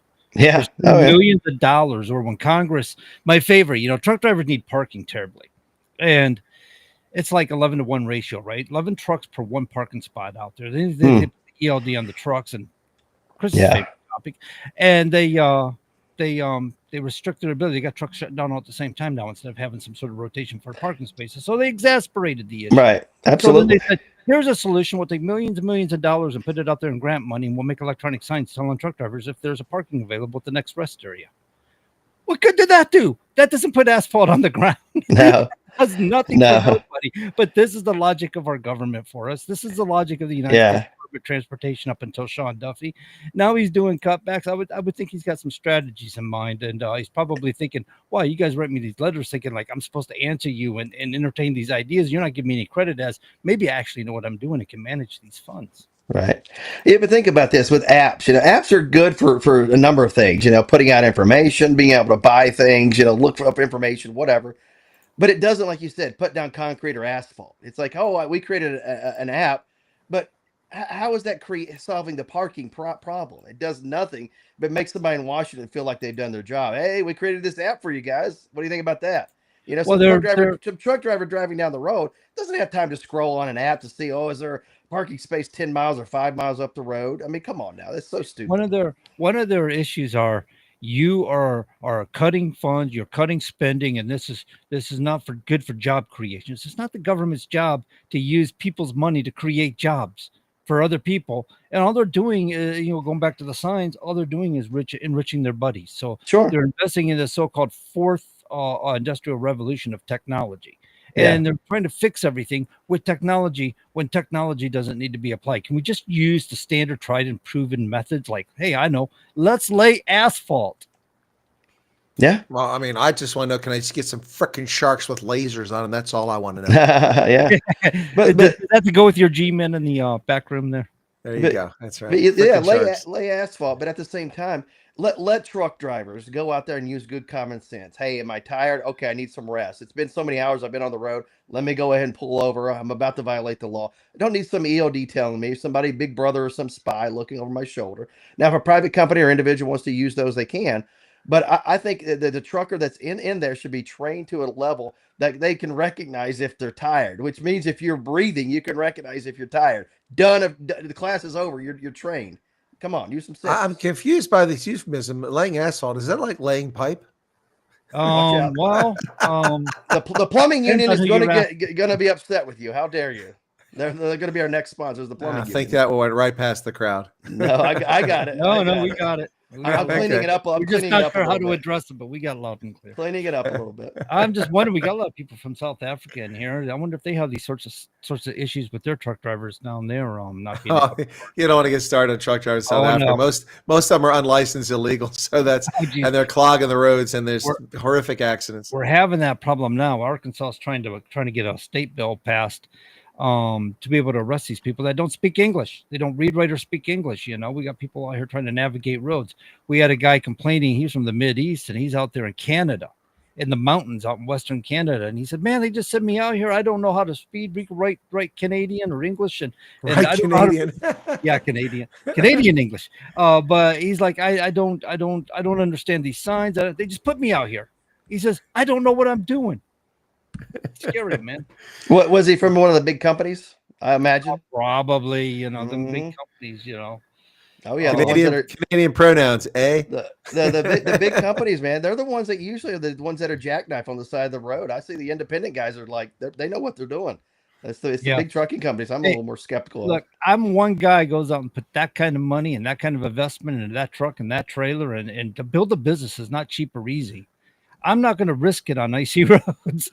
These big companies are self-insured, and they got the residual equipment and the BS, and they push their drivers too hard because everything's on on-time delivery system. You know, they book these things to be delivered. This country runs on a 3-day period. Your shelves get stocked in the stores every third day. You know what I'm saying? Absolutely. It's tight. And only the preppers will survive when it gets shut down. We saw that in lockdown. Yeah. Yep. You better be somewhat prepared. All or these know people, how to hunt.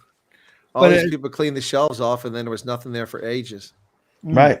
Yeah. Once you deplete it, it takes a while to catch up. Is the stock on toilet paper still up, or did that go down? Is it just eggs replaced it, or eggs are coming down, man? They're coming down now. Eggs are coming down, fuel's coming down, gasoline's coming down. Yeah, diesel went up some, but gasoline has been coming down. So, and that was unpredicted. Didn't they say gasoline was going to go up with Trump, and they were trying to make fun, going, "Oh, gas prices are going to soar with Trump." I was like, they didn't. Well, actually, you know, it's a silly argument they make because if tariffs go in place, people buy fewer things. People buying fewer things is less demand for energy to move things around. Less demand for energy means lower fuel prices because the prices drop. So the logic they applied really didn't make any sense to begin with. So anyway. Yeah. So the fuel prices are going up, especially diesel. It leads me to believe there's probably more trucks out there on the road delivering things, right? I don't know. I only drive electric Teslas, so I don't know what you're talking about, man. Let's get him. Let's target him. Going back to regulatory agencies, I figured out how Donald Trump can save almost $1 billion a year. Abolish the FMCSA, man. It's $908 million they're working with this year. $908 million to be a useless regulatory agency. So one signature line through an agency, you saved $1 billion. Imagine that. There you go. We don't need them. So we got the that one. We've got education. We've got EPA, Consumer Financial Protection Bureau. Oh, we're racking up some big savings right there. Well, let me ask you a question, John. Read the truck drivers. Is there anything that the FMCSA does that would be worthy of maybe keeping it a different agency or different something like that, different agency maybe? The problem with the FMCSA, we're never going to get rid of all these regulations. No, right? I get. The problem with the FMCSA is enforceability so they'll work hard. They spend millions and millions of dollars every year on each state to enforce their regulations for them. That's how that works, and they work hard enforcing a stinking broken hours of service rules that only work for a select few people. They work hard forcing that ELD regulation. But there's a such thing as 392.3, ill and fatigued. If I tell a company, hey, I'm too tired, I can't drive, or I'm sick today, I can't drive, or whatever the reason it is, I cannot drive that truck. Companies will still try to push them. And how do you report this? You go through their data queue system. I mean, you go through this big national database system. You're supposed to make a report on this that they never follow through with because they claim to be understaffed, or basically they just lack the heart to do it, you know. Kind of like filing something through Congress, and then it takes months before they even inquire about it. By that point, whatever the issue was, it's either over or the person's life's already been ruined at this point, Yeah, it's too late to do anything. Nothing's getting done. And so I mean they lack dedication and follow through. They call themselves an agency for safety, but they do anything but what pertains to safety. Yeah.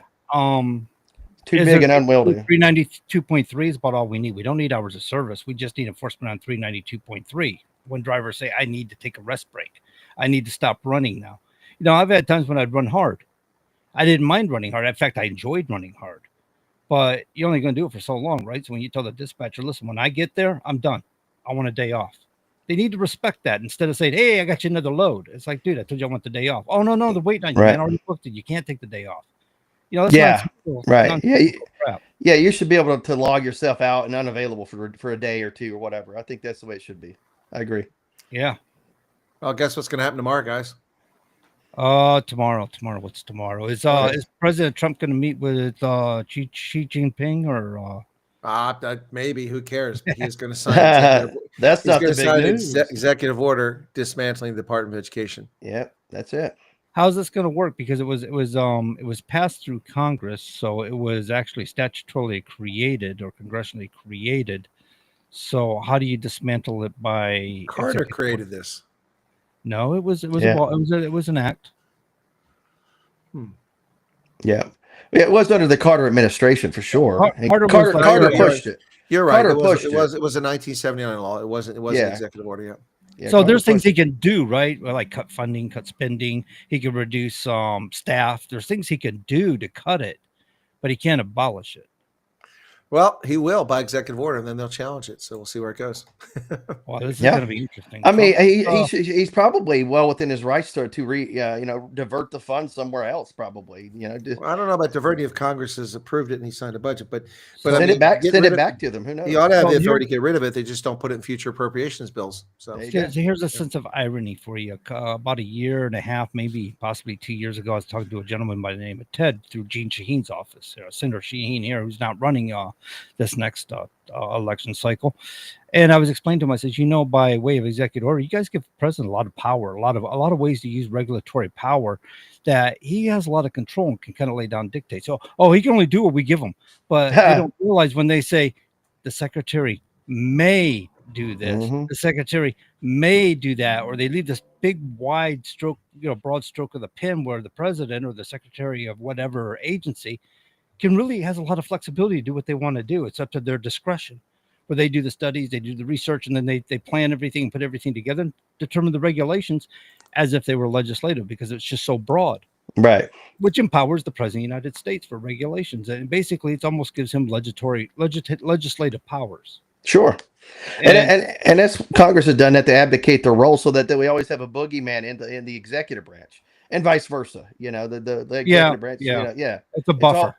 And it's a way for both to be able to raise money too. It really is. Believe it or not. So through this administrative procedure, they've created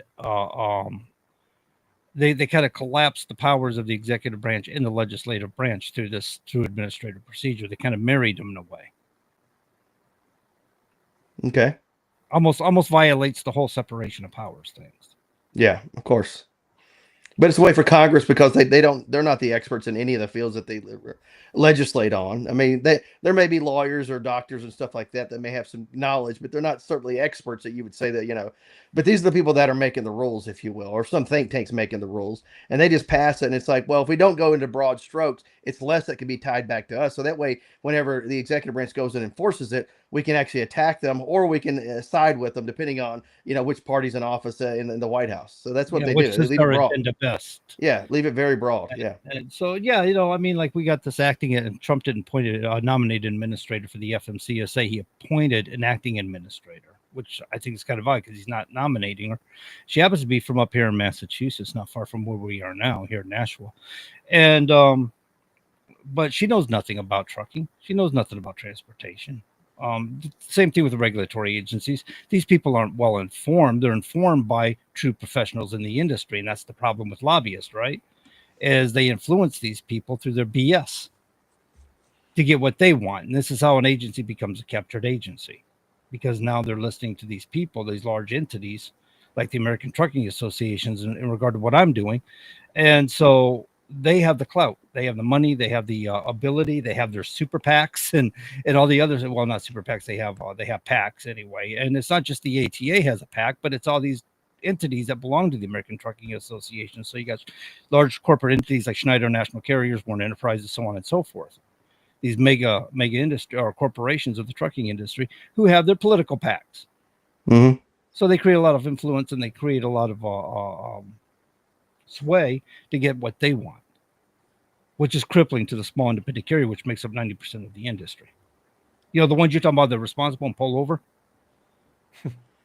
Yep. Absolutely. Well, last week the mission was scrub, but this week we can report that the NASA astronauts have returned back to Earth safely. And of course, Joe Biden, it's been reported that Joe Biden had a lack of courage, and that's why they didn't send any rescue mission up there. Of course, there was no rescue mission, I don't think, that was ready to go, but didn't want to give Elon Musk a win or Trump a win whenever he said he had it ready to go. They basically shined him on, and then of course said no, thank you. But now No, they're home safely. SpaceX was able to go over 6 months ago. They were in Yeah, position, yeah. had it flight, but they turned them down. So Yep. long before this. Now this is it's. But I'll tell you what, I don't know if you saw the splashdown, man. It was like watching the Apollo program as a kid. You know, it was incredible. The chutes opening up and Yeah. just an absolutely gorgeous day. Landing in the Gulf of America was awesome. Yeah. That is cool. It's the first time a U.S. space capsule or any space capsule has touched down in the Gulf of America. First time ever. I love it. Yeah, I kept waiting for Major Nelson and Captain Healy to pop out of that capsule. Yeah, I love it. I dream of Genie, everybody. That was pretty good. That was absolutely brilliant. And to think that like 5 minutes before they landed, they were going 17,000 miles per hour. Wow. I mean, 17,000. that's some rapid deceleration there, man. Uh-huh. Yeah, 17,000 to a light, gentle touchdown in the Gulf of Yeah, America. they were going 16 miles an hour when they hit the water. Bloop. Wow. Yeah, that's Yeah. nothing. Like a droplet. Oh, that was pretty incredible. That was exciting stuff there, and more embarrassment for Boeing and United Launch Alliance. They just didn't get it done. I mean, they're lucky those astronauts got there in one piece with the problems they had with that capsule. And then here it is, SpaceX. But I tell you what, I got to be honest, guys. I was not concerned, but I was hoping nothing bad happened because these crazies would go after Elon Musk and blame him for it. But you know, it's not a single article compliments Elon Musk and his vision for this company and why we're at where we're at now. They just talked about a great mission. Elon Musk was an afterthought, and without Elon Musk, we wouldn't have that mission. We wouldn't even be on the space right now. Well, think of all the billionaires that Elon Musk has spurred on to go and explore space. Not Zuckerberg, but the Amazon guy, right? As an example, the Virgin Mobile guy. You know, so you got him, Richard Branson, right? All these different things, and of course now it's made NASA get on the ball, if you will. You know, which I think is a good thing. I think we can go to space and Mars and other places without NASA. You know, maybe we defund that and we just farm it out. I don't know. Maybe get it cheaper. We were talking about that about a couple decades ago. Might get it cheaper. I don't know. Well, we've got 4 major companies: Virgin Galactic, which has kind of failed, hasn't really achieved a whole lot; Blue Origins, which is Jeff Bezos. That's that put Captain Kirk up technically into space and brought him back down. That's pretty much all they've done so far. And we've got the United Launch Alliance, which includes Boeing and a few others, and then we've got, of course, SpaceX, the only one that's doing this consistently and successfully. But yeah, no, it's great stuff to watch that happen. I remember. You remember moments. I mean, I don't remember the days or anything. I just remember as a kid watching all the Apollo programs because I was very young. But then, you know, when the shuttle came along, I watched all the shuttle launches. And then people lost interest. And I happened to be watching the Challenger. I was in the day room in Charlie Company 8th Signal Battalion on Rose Barracks in Bad Kreuznach in 1986. And I was sitting there cleaning my M16 after coming back from the range. And it was a range where I had a makeup range because I wasn't available. I had guard duty or something when I had it before. So I went to the range, and so I was the only one in the day room cleaning my weapon, and I'm rodding it, cleaning it out, and had the receiver out, and I'm wiping it down, and I'm watching it, and I watch it blow up, and I was dumbfounded. I could never. It's just wow, that was insane. All because of an O-ring. Yeah, because of an O-ring, because they were determined to do that launch instead of just getting back. Yeah, hubris. Not an O-ring. It was human error and hubris. Yeah. Was well, it was an O-ring, but yeah, you're right. They knew better. McAuliffe. Yeah. Well, they had a teacher on there, Krista McAuliffe. They had an Asian American on there who was a co-pilot. They had a Black American on there. It was a very diverse. Back in 1986, we had diversity. We didn't have to have people tell us that we're systemically racist. Yeah, shove it down our throats. We're actually doing it. People who were all every one of them was qualified to be there on the shuttle, to include the school teacher who was very intelligent. How she got. She was brilliant. What a shame. Yeah. What a shame that she was lost. She would be in her 60s today, if I'm not mistaken. So, yeah. Who knows what she could have done in life? You know, she would have done great things, I think. Oh, no doubt. After coming back, what a story to tell kids. Everyone would want to be in our class for the rest of their lives. Yeah. So Trump also appointed the board of visitors to the nation's military academies. Here's the ones for West Point. Lieutenant General Michael Flynn. He is appointed along with Representative Wesley Hunt, Maureen Bannon. Of course, that's she's a West Point alum, and that's Steve Bannon's daughter. Yeah. Yeah, and then also Medal of Honor recipient David Belavia, the only living Iraq conflict Medal of Honor recipient, Mhm. and retired General retired General Dan Walrath, and Megan Mobbs, West Point graduate conservative activist. Also, Tommy Tuberville, and then this one I'm stumped by. Turning Point's Charlie Kirk. Scratching my head on that one. That guy. He has no business being there. I've had to go I off agree. about him in the last couple of days. No Yeah. business being there. Here's a guy who's made his living. And I'm not saying I disagree with a lot of his politics, but he's made a living just going around, just yammering on about nonsense. And somehow he's a problem solver because that's all he does is run his mouth and makes a lot of money doing it. Yep. And I'm sorry, you have no business being there. Part of that in crowd of small conservatives who only promote other people in the in crowd and have no interest in talking to anybody. So I remember when Charlie Kirk, Turning Point USA, didn't want to talk to anybody over the age of 30. And I'm comical. I'm laughing at their comical behavior because they're all going to be over the age of 30. And then they sort of dropped that moniker after he got over 30.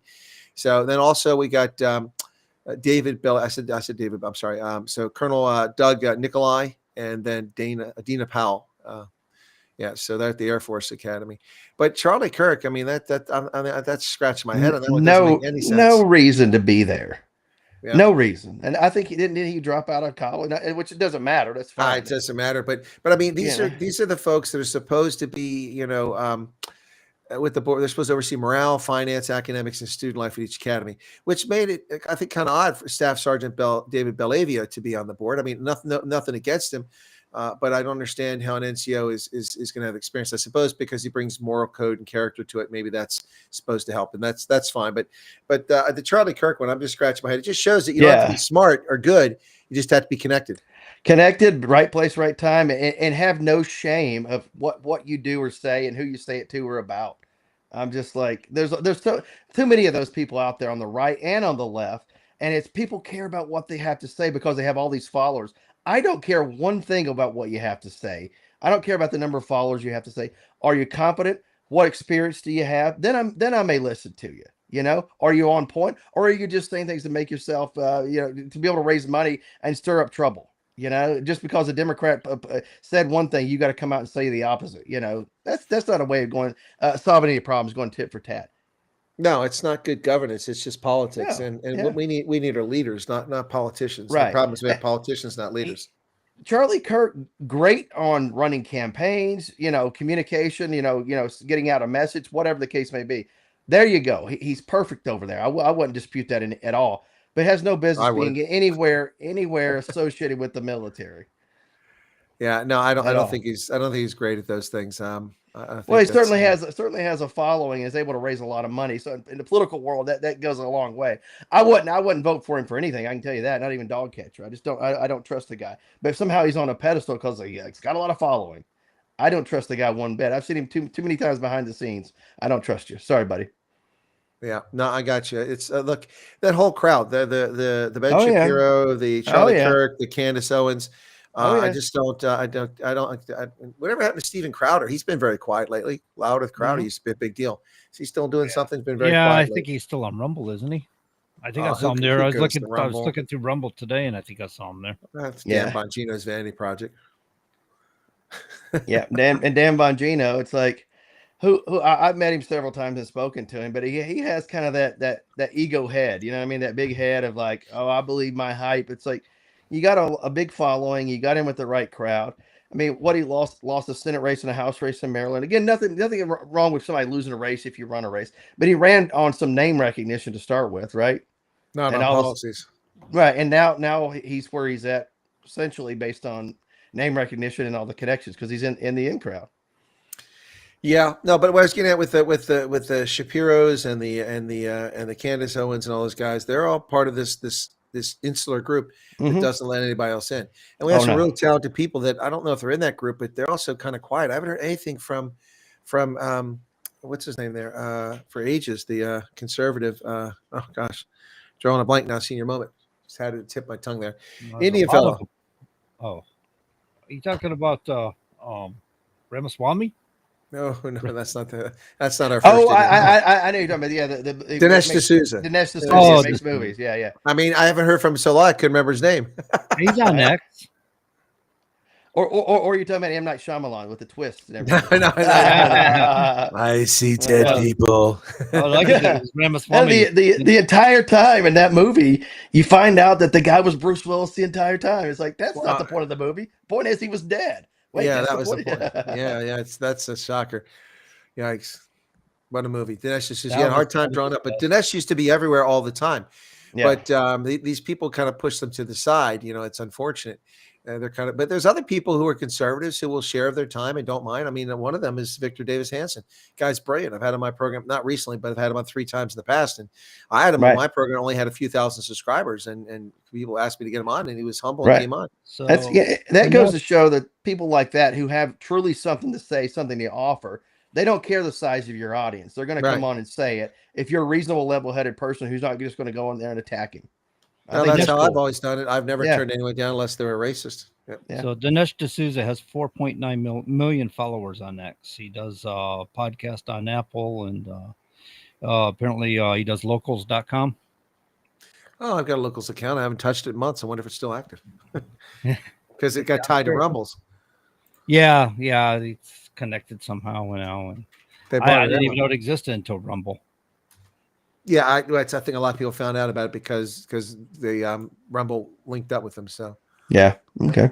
I didn't do Rumble for a long time. I recently just started looking at Rumble, doing stuff with it. I didn't do it for forever and a day. When I first went over there, I didn't get it. It just didn't. It had the whole thing about coins and stuff like that, like TikTok does. I don't get into that stuff. I don't understand that stuff. You don't understand Locals? No, the coins and the nonsense of like TikTok has diamonds and coins, and he understands OnlyFans though, right? No, I don't. I'm not on OnlyFans either, so I don't understand. Oh, I don't know. I've heard stories about OnlyFans, but I don't know OnlyFans. Well, you're speaking of, it's ironic because I just looked at my Locals account here, and on the January 26th of 2022, I was covering the Canadian Truckers Rally. That's in here. Yep. Speaking of truckers, so anyway. I heard there was some kind of rumors that they're thinking about firing up another one of those rallies, but probably just talk. I don't know. Could be. Maybe not. I can neither confirm nor deny any of that because I hadn't heard anything about it. Let's hope it's not just talk. Let's have another one. A convoy for freedom, man.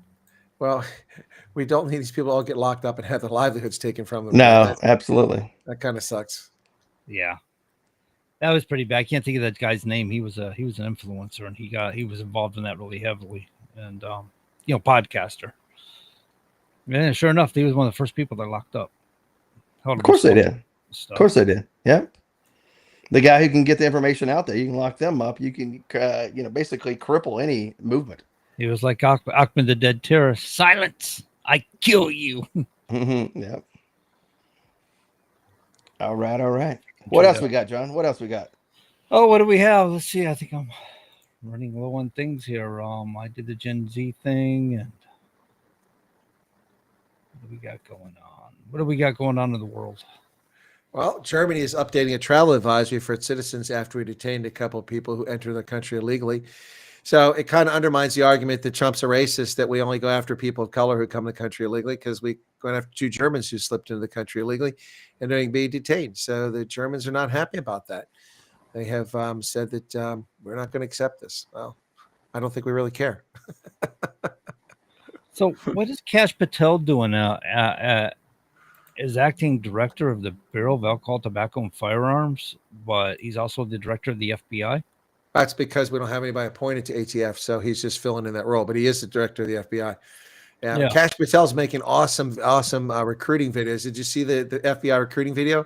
None of this. I have 2 mommies, and I like my days at the FBI. No, it's like Kash Patel comes out there, and they've got Black Hawk helicopters flying in, a SWAT team from FBI. They fast rope down in. They blow the doors in this building, and along here comes Kash Patel wearing a cap, and he's got camouflage jacket on. He walks up looking all stiff and stern. This is a recruiting video. It's like I just waiting for it to break out into "Be all that you can be." Yeah. That's I was waiting for that to break out. But what a great recruiting ad. Remember the stupid Army ads a couple years ago? I was raised by two mommies, and I always wanted to be in the Army. Yeah, yeah. So, but I knew I couldn't be because I'm too much of a Yeah. weakling and don't want to really serve my country. Plus, you got to get up early apparently, and then they yell at you occasionally, and you got to exercise. I don't want to do that. I just want to wear my hair color and get my sex change, do all that. That's what people want to do in the Joe Biden's army, right? With much of an Feel army by the good time about Biden myself. wasn't much of an army by the time Biden got done with it. Yep. Oh, I want to feel good about myself, get my college education, get my transgender, my sex change, and all this stuff, and then leave the army having provided no service to the country. Yeah, it just turned into some sort of camp, right? Yeah. Well, since I've started this sex change, you can't make me do stuff. And that's what they were doing for years under Biden. Senate Minority Leader Chuck Schumer asserted his party's role is to take down President Donald Trump. Numbers as a Democrat face a popularity crisis. So that's their role is to just take down Donald Trump, right, and his agenda. So it doesn't make sense. So serving your constituents, supposed to be serving your people. This is a man who should not be holding office. Right. Duly elected president, fulfilling his constitutional role as head of state, chief executive, commander chief, all this stuff. Your job is to undermine that. How is that your oath to the Constitution there, Schumer?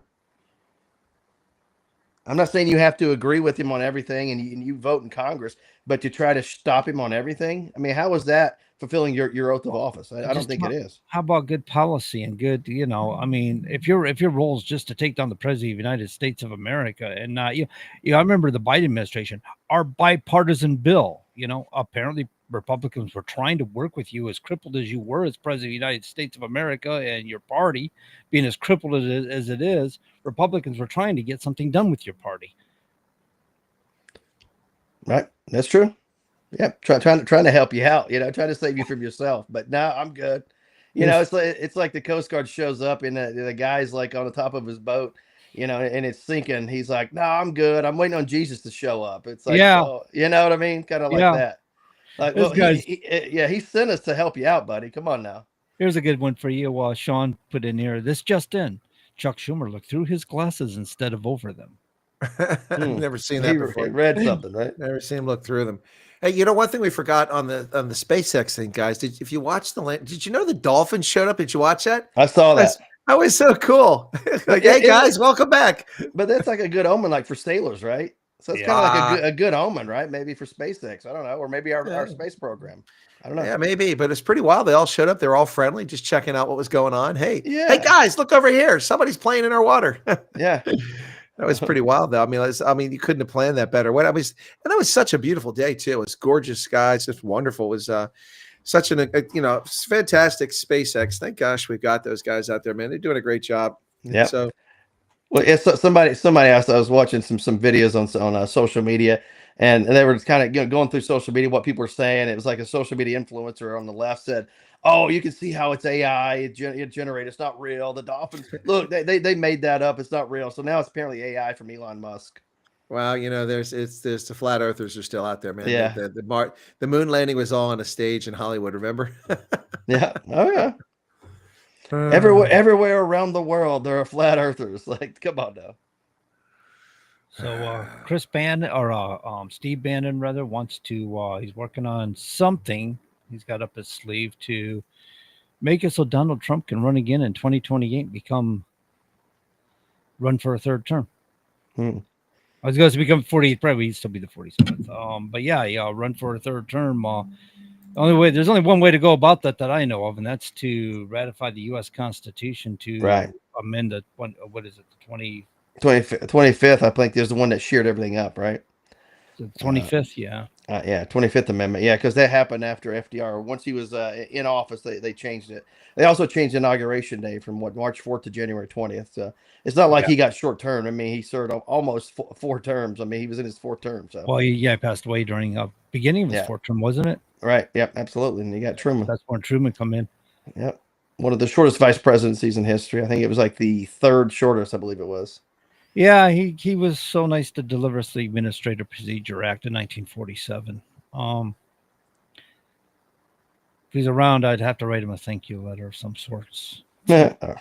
Sarcastically speaking. That's like they say Wilson was regretful for having signed the oh darn it, Federal Reserve. Was it Revenue Act of 1913? They created the Federal Reserve. Right, I think so. They say he was regretful for that. He did understand what he was doing at the time of the detriment, because that ultimately led up to the Great Depression, if I'm not mistaken. What led to the Great Depression? Say that again. Federal Reserve. There's some nonsense about what they do. It had something to do with interest rates or something. They did something shortly after they were created some while after they were created that led up to the Great Depression. Well, the real problem, the Great Depression, is the run of the banks. That's what caused it. So people panicked, and so they rushed to take their money out of the banks, and the banks didn't have enough cash in it. Yeah. And there was no Federal Deposit Insurance Corporation to protect them. And so the run of the banks, in order to get the cash, had to foreclose on property. They started confiscating homes and selling them, and which drove down the property prices because of a lot of things, and just it's one thing on another. Then we get this idiot named Franklin Delano Roosevelt who came in office, who loved socialism, who used state-run programs to create fake employment, which held back the economy. And if it wasn't for World War II, who knows when we would have got out of that depression? The actions of Franklin Roosevelt extended the depression by at least a decade. Yeah, I would say so. I always thought it was it Truman that had a change in policy. Supposedly when he took over the White House, it was dilapidating. I think it was Truman that it's probably one of the finer things he ever did, but he borrowed money to fix the White House. He says this is the nation's first house. It's dilapidating and we're going to fix it. And Truman did that. I kind of always thought that inspired businesses to follow suit and do the same. Yeah, Truman did that. He also put the balcony on the I don't say the back half, but on the south side of it. Now called the Truman balcony. Yep. Well, he also the basement, right? The cellar. It's all dug out underneath the White House, and neither confirm or deny if there's anything under the White House. You watch so many Hollywood movies, nothing to see here. Moving right along. I didn't say it went down 50 stories. 36. Didn't say how many. 36. There must be some nefarious meaning behind 36. What is it, Chris? Is it like the devil's number or? No, they ran out of concrete after that. Oh yeah, they stopped digging. Right, they couldn't reach any further. The excavator could only go so far down. That's right. Eventually, you wind up in the water table. You got to be careful there. Yep. Yeah, it is close to the ocean. I mean, it's elevated, but they got subways. And have you ever been in the subways in DC? I'm sure. You must have. Oh yeah, many times. You mean the metro? Yeah, it's the subways. Yeah, it's crazy. Horrible. Last time I was down there, I was like, wow, they're like huge and cavernous. I mean. Unreal how big they are under there. There's big arches, when you come into the stations where you change. I don't like the metro in DC because it's so chaotic, and they're like Nazis, man. Don't you dare eat on one of those things. They'll arrest you for that. I remember they arrested like this 11, 12-year-old girl who was riding home from school, and she hadn't had a chance to eat, so she was like nibbling on a snack or something. She got arrested, put in handcuffs. Oh, crazy place. That's rude. No, but that's the rules. They're very strict on it. So that's not my cup of tea. Oh, come on. A cop could have just said, put that away, hon. Sure, but that would be a person with a heart, a human being. Wow. I've had some good luck with DC police down there. I never had any problems. I mean, I heard people from J6 that it was a whole different story, but from my understanding, some of these officers they used during J6, listening to the J6ers doing their research, had talked about some of these officers have checkered past. I don't know about that. I don't either. I'm just saying, speculatively speaking, this is what they're saying. I thought J6 was a setup, and it wouldn't surprise me that they didn't put somebody in uniform that would suit their needs. But I've been to DC, worked with some of the law enforcement down there, and they were awesome people, man. Beautiful people. Had no problems at all whatsoever. They worked well with us. Unexpected protests, show up there, and they were just like, "Oh, here's what we can do," and walked us through it. So we weren't impeding on travelers and things like that. And they said, "But after rush hour traffic, you can come back here, park out on Constitution Ave. We don't mind." Yeah, there you go. You kind of set the pace with cops. A lot of people don't understand that. A cop pulls you over and asks you how you're doing. I mean, it's a polite way to approach somebody, right? How you doing today, sir? But it's also a way to gauge somebody's attitude. Yeah, if absolutely. Get snarky and start swearing and cursing at him. Guess who's getting a ticket today, sunshine? You know, I mean, it's Well, there's a big change going to affect everybody coming up here, guys. I don't know if you heard about this Social Security Administration, what they're doing. So no, I have not. they announced on Monday this week that they will now need to verify your identity in person or online, but no longer accept verification over the phone. So, wow. So if you want to get benefits or change in your direct deposits, you're going to have to see them in person. I don't know if it's a Zoom session or what, but yeah, they're not going to let you call in anymore. Well, that's crazy. They must have something where people go out, say, I don't know if you're at nursing homes and things like that. People can't travel so well. Elderly people, they must have people that go out to them and visit with them in their homes or the nursing home or wherever it is that they may need to see them. Yeah, I've done work with hospice organizations and volunteer work, and behind the scenes, there are people who help residents. That's what they call them, the residents. Deal with stuff like that, be able to reach benefits, SSA, Medicare, Medicaid, and all that stuff. So they do have people that they staff to help them with that. Like any reputable one would do that for sure. They also have these nice people from the party of the left that will go in there and help them with voting and stuff and get their ballots together. Yeah, but any good county will during early voting or before early voting will go in and hold a voting session in these places, and will ensure that you don't have riffraff. At least in Tennessee, they do that. Yeah, they give them an opportunity to vote. So they Right. like we said, they're restricted for travel. So Yeah, and it's our election commission that goes and does it. They set up stuff in their day room or wherever, somewhere in a common area that they can come and be assisted to get in there. And it's held just like they're going to an actual polling place. yeah, it's fair and honest voting and stuff. Yeah. Where you can actually Yeah. vote, seal it, and hand it Right. off.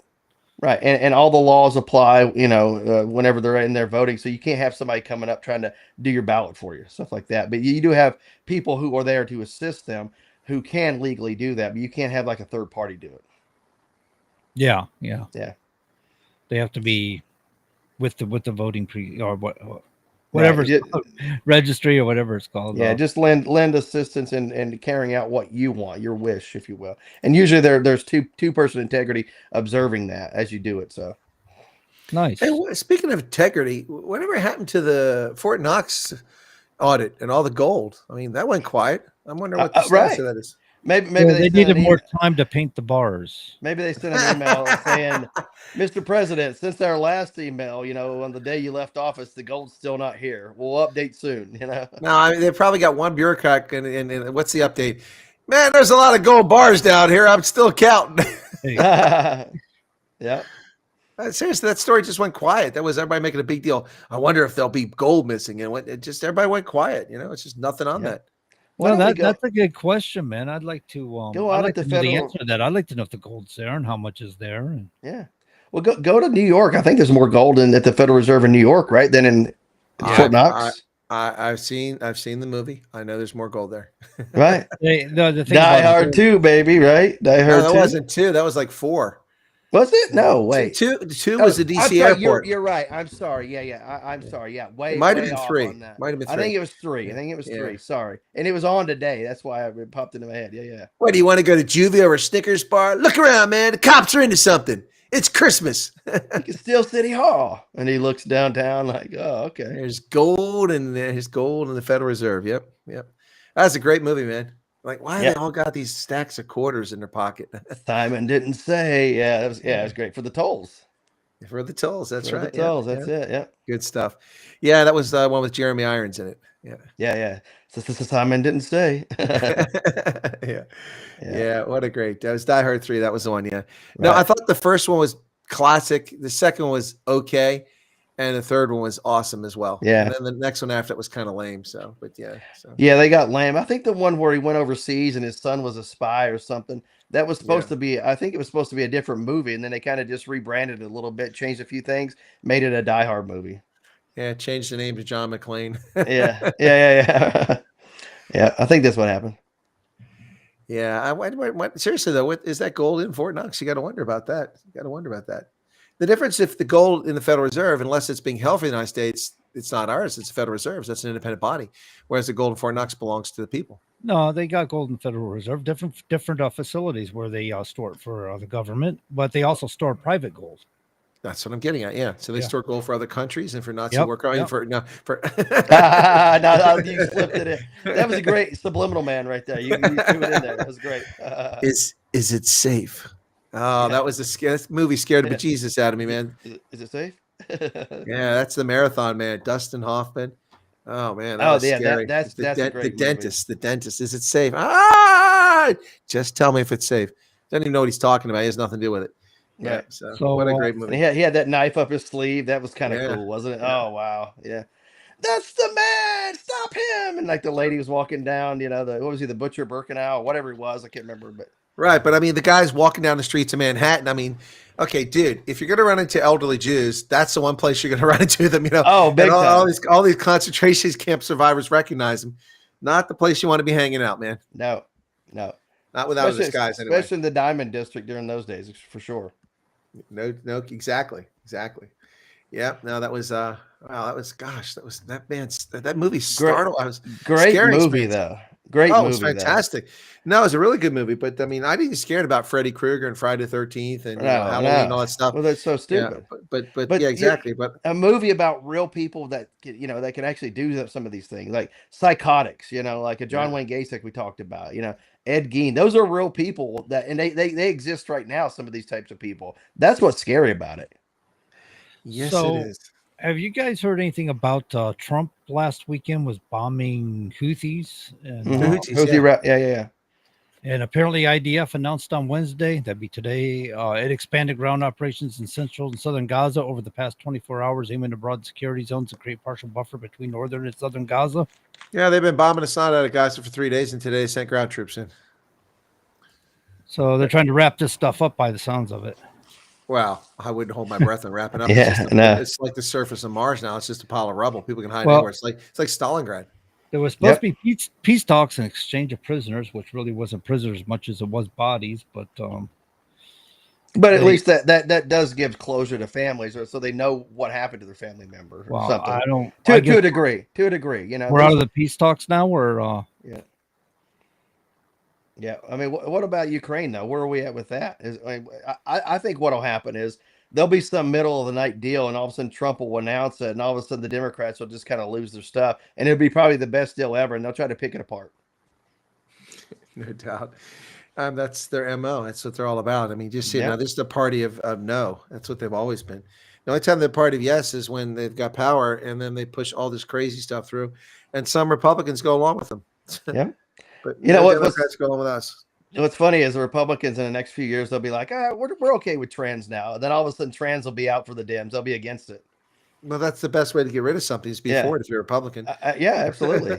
No, we're good with that. You can have, we don't want it now. We don't want that. Green energy. I'm all for it. Oh, no, green energy is evil. You believe that Republicans are for green energy? How dare they? Outraged just to be outraged because it's a Republican. I've sat and had conversations with people before, especially in DC. At a bar, Old Abbott, or somewhere.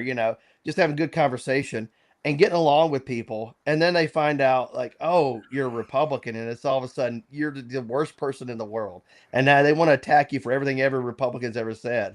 It's like, I don't support every Republican or everything every Republican ever said. So why do I have to atone for that? Shouldn't you have to atone for what Democrats do or say? Oh, no, it didn't work that way for them. They got pissed quick. No, I tell people, I'm an American first, conservative second. In New York, I'm Frank. In Chicago, I'm Ernest. So I like to be frank and earnest. And I like to be frank and earnest. I love that. Was my favorite line for the Long Kiss Goodnight. He's on Larry King. Larry, I like to be frank and earnest. In New York, I'm Frank. In Chicago, I'm Ernest. That's a good joke. That's a great line. Schenectady, New York, go. Samuel J. Yes. Oh gosh, Larry King, man. Open line, go. Hunchback leaning over like this. We go live now to the White House. Yeah, he had a conspiracy going on. How much did the suspender industry pay him? So let me ask you guys a question. I don't think about this much, but I do have it on my shelf over there, and as he would used to say, in my formerly nicotine-stained hands. But I never smoked, so that doesn't really apply to me. But right. But, I mean, Rush. How much do we actually miss Rush Limbaugh? What a loss. I don't think anybody's really talked about that. But what a loss. I mean, he's gone, and what a great voice he was for so many millions of people, and it's just gone, and nobody's really filled those shoes. Go ahead. Well, Tucker Carlson's gotten quite a bit of fame for what it is he does, but he kind of faded away, I think, a little bit. There is a gentleman by the name, I don't know if you know the name, Joe Van Houten Pulitzer. He does some pretty good shows. Not like Rush Limbaugh, because nobody, these guys aren't on mainstream media the way Rush Limbaugh was out there and, vastly heard on the radio. These guys are doing internet broadcasting. Well, Tucker Carlson is good at what he does, but he's also prone to hyperbole and sensationalism. And I agree. And I saw that in his interview with Aaron Throats, who's a friend of mine. Aaron Throats was over here, and he interviewed him. And Aaron is always getting attacked for making false claims of white genocide, which he doesn't do, and for only caring about white people in South Africa, which isn't the case. But anyway, so Tucker Carlson kind of was the one saying all that in his interview, and that kind of reminded me how he is prone to bombastic statements and sensationalism. I don't know if he does it to make a point, but he does it in seriousness. And Rush never played that game. You can almost never catch Rush overstating the case. He didn't have to. Things were so outrageous. He just stated the facts. Yeah. Yep. Absolutely. Yeah, he'd lay it out there. And then he kind of like was Paul Harvey with the rest of the story. Can you imagine? And he would lay it out there. You'd be like, yeah, I'd be outraged. But if it's a Democrat, they don't get outraged, whenever their people do things. But Republicans, we call our own out. We should. Yeah, and it used to be fun. I mean, I still enjoy listening because he's still pretty smart, but him going to TV isn't quite the same. But I miss the days when, it'd be like, get off the phone, you big dope. Mark Levin. Oh, get off my phone, dummy. Yeah. You're a waste of oxygen. I don't model my performance off anybody, but some of my mannerisms are very akin to Mark Levin in his heydays. Like, all right, fine, just hit the road, Jack. Basically, get off the phone, you big dope. Yeah, you big dope. Yeah, I love it. Yeah, no, but I miss Rush. It was great. I liked when he went on the NFL show. Unfortunately, they canned him pretty quickly, as he was really good. But he had the audacity to say that one of the reasons why people like Donovan McNabb so much is because he was black, and like, oh, it's racist. No, it's a statement of fact. I mean, Donovan McNabb was a great quarterback, but he was overplayed in the press simply because he was black. Now all the quarterbacks are black, and nobody talks about anybody except Mahomes. Right. Yeah, that's true. Yeah. And well, they talk about the guy out of Cincinnati occasionally, right? Who's that? Exactly. Yeah, but that's what I'm saying. Johnny Fever. Occasionally, yeah, Johnny Fever. Yeah, we're gonna have the turkey drop, but no, occasionally they talk about that guy, right? Yeah. Oh, those turkey drops. That was classic. I swear to God, I thought turkeys could fly. God is my witness. Yeah, God is my witness. Yeah. Yeah. That was one of the most famous episodes in television history. It's so funny. I like the one on a scooter. Yeah, I like the one whenever they go from what were they, classical music beforehand or talk radio, and they're like, we're now rock and roll full time, and Johnny Fever is born. He's like, I got it. I remember. I thought Johnny Fever was found on a park bench. It was what was the character's name? The black guy there found him on a park bench, and he was talking to him. And he found out he was a radio show host out of California, and he said, "Why'd they fire you?" Up and down. Because I said a bad word. He said, "What'd you say?" Booger. You don't remember that? Yeah. I think you have to understand the reference of that word in California. Yeah, but that show made a career and a lifetime of income for Lonnie Anderson. Mm-hmm. Absolutely. Isn't it funny how some of these, like the original Tool Girl, or not the Tool Girl from Tim the Toolman Taylor, that made her career just appearing on there. And then, of course, we got Lonnie Anderson there, and then Daisy Duke, same sort of thing. Catherine Bach, all of them, just one show made it, and they made enough money to enjoy the rest of their life. Pretty well. Oh, yeah. Well, some of those people from those shows, they do these trade shows now. They show up, make $5-6 grand to show up, plus their travel taken care of. Well, I tell you, Eric Estrada came to the Pennsylvania State Fair a couple years ago, and he was only supposed to be there for like an hour, but he spent like 3 hours there signing autographs. Really cool dude. I liked Chips back in the day, but I was never a big fan, but I liked it. But what a really good guy. I mean, I know a lot about him. He did the telenovelas in Mexico for a long time. Eric Estrada's a heck of a guy. I really like him, and I really respected that he did. It was hot as blazes there, and he was in the little firehouse and to sign autographs and was happy to take pictures of people. That was really cool. Yeah, I met him in Sacramento at the Hyatt. Dick Cheney was doing an event there. So I met him as the event was going on. And then later that night, he was still at the hotel. So I got to hang out with him that night. And he took a seat at the bar of a Secret Service agent who had to go take a phone call. And I went to the restroom, came back. All of a sudden, Eric Estrada is sitting at the seat. And he jokingly said, "Oh, Ponch just took my seat." And he turns around. He's like, "Holy cow, that's actually Ponch. It's Eric Estrada." He's like, "You keep the seat, sir. You keep the seat," And then we just sat there and had a beverage with him for about an hour. He was a great guy. Yeah, no. It's look. I like that down to the earth. That people are celebrities like that. It doesn't go to their head. Pretty cool. But I mean, there you go, guys. That's it, ladies and gentlemen. That'll be our show for this evening. We hope you got something out of it. Please remember to listen to WSMN and catch us again next week right here in the Common Sense Conservatives, where we'll do it all over again. Until then, have a good one.